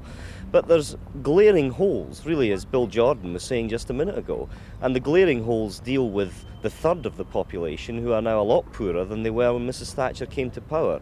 And it's really a question of whether that silent or emergent majority are going to make their voices heard at election time. I hope they do, and I don't think they're going to be bought off by this afternoon's cynicism. Well, in a way, wasn't it inevitable, though, that with the Chancellor facing an election, he was going to have an element of giveaway in the budget? Wouldn't you have done the same in your party? Oh, I don't think anybody's denying him that, but I think that the element of giveaway hasn't been in any sense balanced by the need for investment and by the need for direct job creation measures. And it's the absence of that which I think may turn what Norman Lamont tried to describe as a hat-trick into something of an own goal. Fine, thank you, Mr. Kennedy, very much. We're going back again up into the middle of the country and to John Snow in Peterborough. Where we are with a tiny cross-section of the people who presumably eventually will judge whether the Chancellor's done a good job or not. Sir, you are, I know, without a job. Your reaction to the budget? Well, to me, with without a job, it's just a lot of rubbish. It's for the people that's employed, for the people that's unemployed. Well, they've got nothing out of it at all whatsoever. And, but if I had a job, well, at least I'd get a little tax rebate. But for by that, just nothing. Madam, I know you're a family woman, you're a housewife, but your husband is on a relatively low-paid job. Yes. 2 pence is better than nothing, but they could have done more. So you're pleased about the tax cut, but you'd have liked a bit more? Yes. Now, you are, I think, so what the Chancellor would call a small businessman, even though I think we're just about the same height. But you run a small coffee shop in the precinct here. You have a turnover of less than $250,000, so you may profit from VAT alterations. Well, as far as the restaurant's concerned, our VAT comes in daily anyway. It'll certainly benefit the stores that, like myself, are small, but have a stock which can be held on the shelves for months on end. It'll help them, definitely. What about you as a taxpayer? Are you pleased to see 2p off your pound? As a taxpayer, I'd prefer to see it abolished, but whether it will ever be... No, I think it's time that we should look at the system. Abolish tax completely. Let's pay tax on what we buy. Do it that way. Have a two-tier system, one on food, another on products. So a kind of massive VAT scenario? Well, it's better than paying the tax. Right, well, a variety of views here then in Peterborough, and with them, let's hand you back to Alistair Burnett in the studio in London. Peter, we have the Shadow Chancellor, Mr. Roy Hattersley, at Westminster. Mr. Hattersley, the Chancellor has taken tuppence off income tax. You are still committed to putting that back on? Yes, we are. What the Chancellor announced today are changes which amount to something like £6 billion. About a third of that are cut on the standard rate of income tax, and the rest going to reduce public borrowing from the target which he found wholly acceptable last year. Using all that money, the £6 billion, we can totally now finance Labour's programme to put Britain back to work, the 1 million jobs in 2 years, and that's clearly far more important than anything the Chancellor announced today. But then, Mr. Hattersley, could I just clear one thing up before we go on to that? Mr. Kinnock is reported to have said that he will even, in fact, bring down the tax thresholds, which the Chancellor has announced today. Is that still your policy? Can you confirm that? I think that's possible. I think it's possible to reduce thresholds. I think it may be possible, when we're elected in June or October, to have a reduced rate band as well. Those are things we have to look at when we know the state of the books and we see the possible rates of expansion and industrial activity next year. What is now absolutely certain is that the money is there to begin putting Britain back to work. The Chancellor has chosen to spend it in a different way, but the money is there for that purpose, and we choose that purpose, as I think does the majority of the people in this country. So you say the money is there. Do you think the Chancellor therefore has been prudent in going no further in giving back more money? I think he's been typical. I think that what he wanted to do was to convince the electorate that whilst he was a generous Chancellor, he was also a Chancellor that was sticking to the course of his medium-term financial strategy. Now, clearly that's nonsense. I mean, we've given up the proper monitoring of the money supply through M3, which brought the house down when he announced that he'd decided it was wiser not to do that anymore.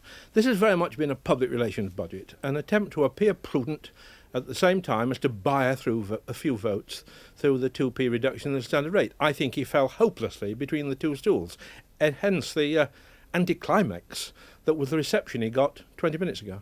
And do you now think there'll be an election in June?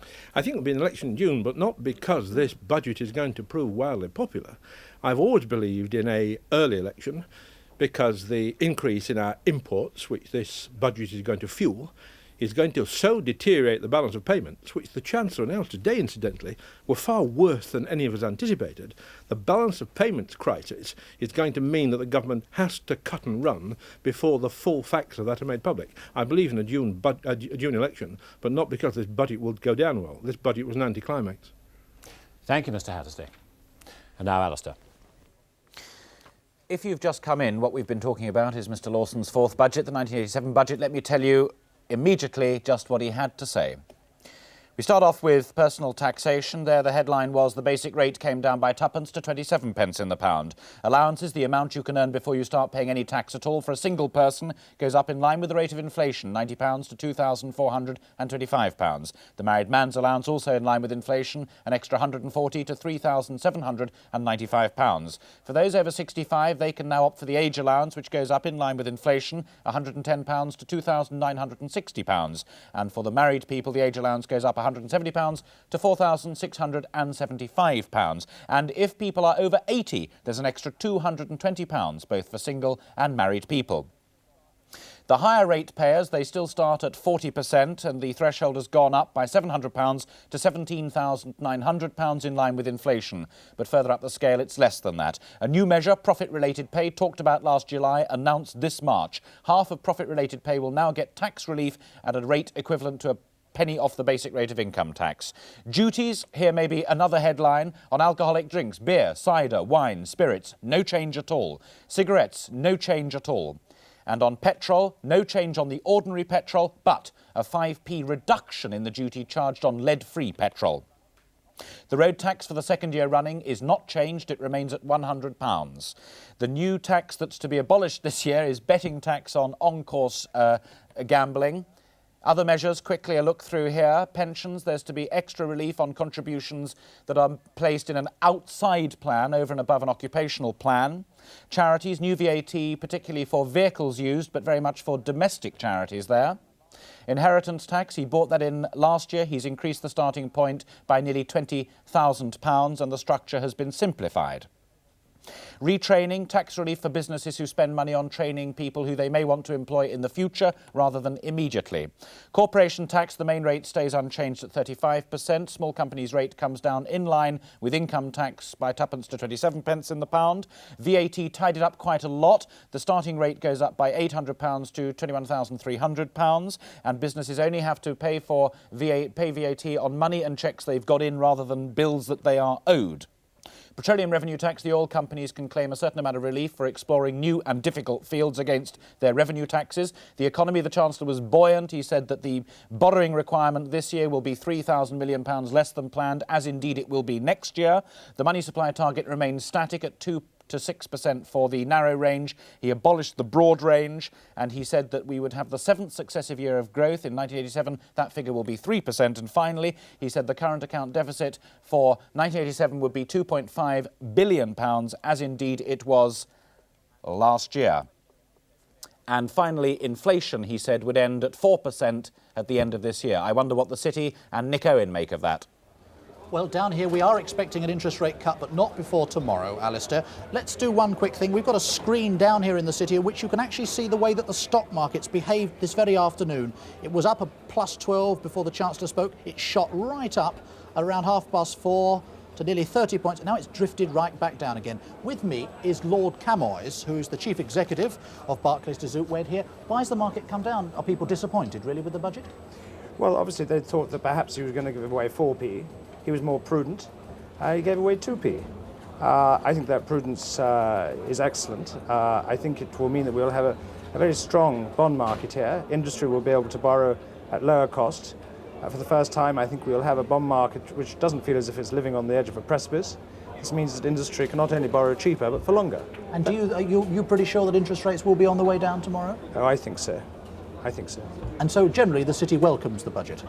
Oh, I think so. I think that they will feel that it's going to have lasting effect. They will feel it's been cautious, conservative with a small c, and I think that will give a great deal of comfort to investors, whether they come from here or abroad. Lord Camoys, thank you very much. We're going back now to Carol Barnes. Well, time now for a final considered reaction. Norman Willis, you've looked depressed throughout the whole programme. Can you see no good in this budget? Oh no, there's a lot of details, and I'm pleased some people are going to get a bit more money, and any pensioners can now make their way to the racecourse and smoke and drink easily and so forth. But they really should have been given something more. Yeah, there's like that. What I do think, this was a chance. They had money, they hadn't projected, they could have done something for Britain. They haven't done it, and I think that is a great shame. And I'm looking depressed, because I am, and I want to go home now. So Ralph, you're not depressed? No, I think it's been a good and prudent budget. We must remember that industry creates jobs and government creates the climate. This government have brought down taxes over the years and are committed to going even further in the future. The Alternative Party would tax anyone over 25,000 per annum at penal rates. When they were last in power, at 83%, that was the last socialist administration, confiscatory levels that encourage no one. I think you'd survive, Sir Ralph. I really do. Norman Willis, I mean, another further comment from you. Well, no, I going home, I didn't mean that. What I do think, I get worried when I get as pessimistic as Roy Hattersley was just there. I think there was a chance, there should still be. Well, but we have to leave it now, I'm gentlemen. sorry, Thank you very I'm much. being heckled by a politician. Thank you for both your contributions. He had the I must chance go and he now muffed to it. Mike Brunson at Westminster. Get a new one. Well, as you know, at Westminster there will now be 3 or 4 days of political debate. We thought we might have a pre-view of what that sort of debate will be like. First of all, Dennis Skinner, what is from the Labour Party, what is the main issue you'll be taking up? Well, I think the main issue is the fact that there's nothing in this to get down the massive unemployment queue. There's nothing for the pensioners. They get an 80p rise this year, and yet the fat cats in the city will get about £1,000 per annum out of this lot with the tax cuts and all the rest of it. So it shows the Tory party up. It explains precisely where they stand.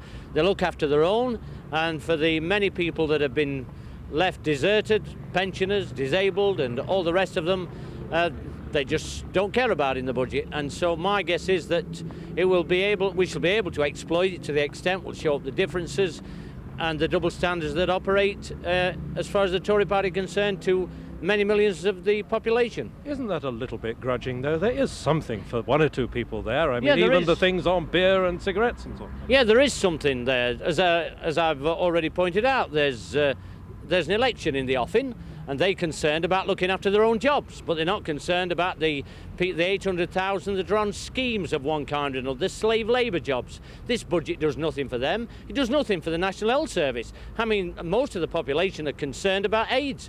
Why doesn't the government say we're going to spend £500 million on research and development, put money, taxpayers' money in order to try and find a way of conquering the disease? Nothing about that. There's nothing about the paltry condition of our schools. There's nothing about the question of housing. I mean, £20,000 million needed to be spent on housing in Britain in order to bring them up to a decent standard. There's councils with 6 billion receipts, and the government is saying, we're not going to allow you to use that. So the budget debate will be about the way in which this government looks after the people in the city, the big rollers, those that have made it out of the big bang, but nothing for the pensioners and all the rest. All right, well, we see there a fairly forthright Labour attack. What about the alliance? Michael Meadowcroft well- from the Liberals. Will you be taking up some of those things? Oh yes, certainly. I think Dennis is quite right about two particular things. I think firstly we ought to target the debate on two particular groups. One is the pensioners. There's this tiny advantage for the over 80s, which of course is marvellous for the few people who will benefit from that. But apart from that, there is nothing to help the elderly in this country, and I think that's a scandal. And in fact, the only surprise of this budget is that there's no surprises, and in fact, we should have been doing something for the people in need of the elderly. The second thing is to free up all the amount of resources that goes into the Manpower Services Commission through MSC to enable them to do the kinds of things they ought to be doing, not the specific schemes that Dennis is talking about and quite rightly is concerned about, but more flexibility to enable them to innovate and to allow voluntary bodies, groups of unemployed people, to take on the job themselves of creating employment. The money is there. The money is there in the Exchequer, and I think we ought to target the debate over the next few days precisely on those two groups. Do you, by the way, see any clues here as to about the date of the election? Well, I think what it does is make the election possible either on the 11th of June or into the October period. I don't think there's any specific clue to it as such, but it is still open for either date and either period. Well, now we turn to the Conservative. Michael Latham, you'll be taking part in that debate, I'm sure. Your colleagues here are obviously very unhappy. The reaction generally seems to have been remarkably lukewarm. Do you think this is going to be a budget that you can really defend? I think there are two sections of the people who have not been mentioned at all by my colleagues. Firstly, the millions and millions of people who have had 2p off income tax, and secondly, the millions and millions of people who will having their mortgage rate cut when the interest rates fall, as they probably will tomorrow, because of the very prudent budget which the Chancellor has introduced. If he had gone for broke and introduced a 4p cut in income tax, as some people were calling for, I'm sure that many of my colleagues would be saying this is completely reckless and extravagant. He's produced a very prudent, sensible budget, a budget which will help Britain, help jobs and help the unemployed by helping the jobs and helping industry to produce more jobs. Do you think that this means that Mrs Thatcher will be tempted to go now on June the 11th? Well, I don't mind when Mrs Thatcher goes. I'm quite sure she will win the election whenever she calls it. We shall see. We shall see. I don't think actually that what Michael says is totally untrue. That people will value the 2p off the standard rate of income tax, but don't get it wrong. There are many people who will accept that, who would actually prefer it to go to the elderly and the unemployed, and I think that will be noted. A tough fight ahead, Dennis Kinnock. Yes, but don't be kidded by the opinion polls. In 1971, I was elected. The Labour Party had a 12% lead 2 days before the election date, and then somehow or other Teddy's went and won for the Tories. The same might well happen again. There you can see the sort of political debate we're going to be having over the next few days. Back now to the studio. Yes, Michael, it's election fever. The Chancellor, I think, was torn between two instincts. One, to be prudent, which is what Mrs Thatcher was insisting. The other, to be daring. To be daring, he would have cut income tax all the way down to 25 pence, gone hell for leather, and would have said that's going to win the election. But there were certain brakes on his doing that. For one thing, inflation is now rising 3.9% per annum. Consumer spending was up at 2.2% last month alone, and the overseas current account deficit, he admitted, was now going to be £2,500 million. This meant prudence. Now, as Mr Michael Latham said, I do think that the political debate will now move on from the tuppence off, which the Chancellor did, to now mortgages. If he can get 1% off mortgages, then that means for an average borrower, £26,000 mortgage, £13,000 income. That will give him £185 if the rate comes down by 1%, or another tuppence, or even tuppence halfpenny into his pocket, as well as the tuppence off the standard rate of income tax. It does look a little bit like an election budget, though. No rise in smoking or drinking. The Chancellor could have done that. It's probably something like £800 million that he's put into the economy for all those of us who like to indulge ourselves. Harold Macmillan went to the country in 1959 cutting the price of beer, but then he was old-fashioned. So it's the shortest budget speech since Disraeli in 1867, and we'll have more on the 5:45. Good afternoon.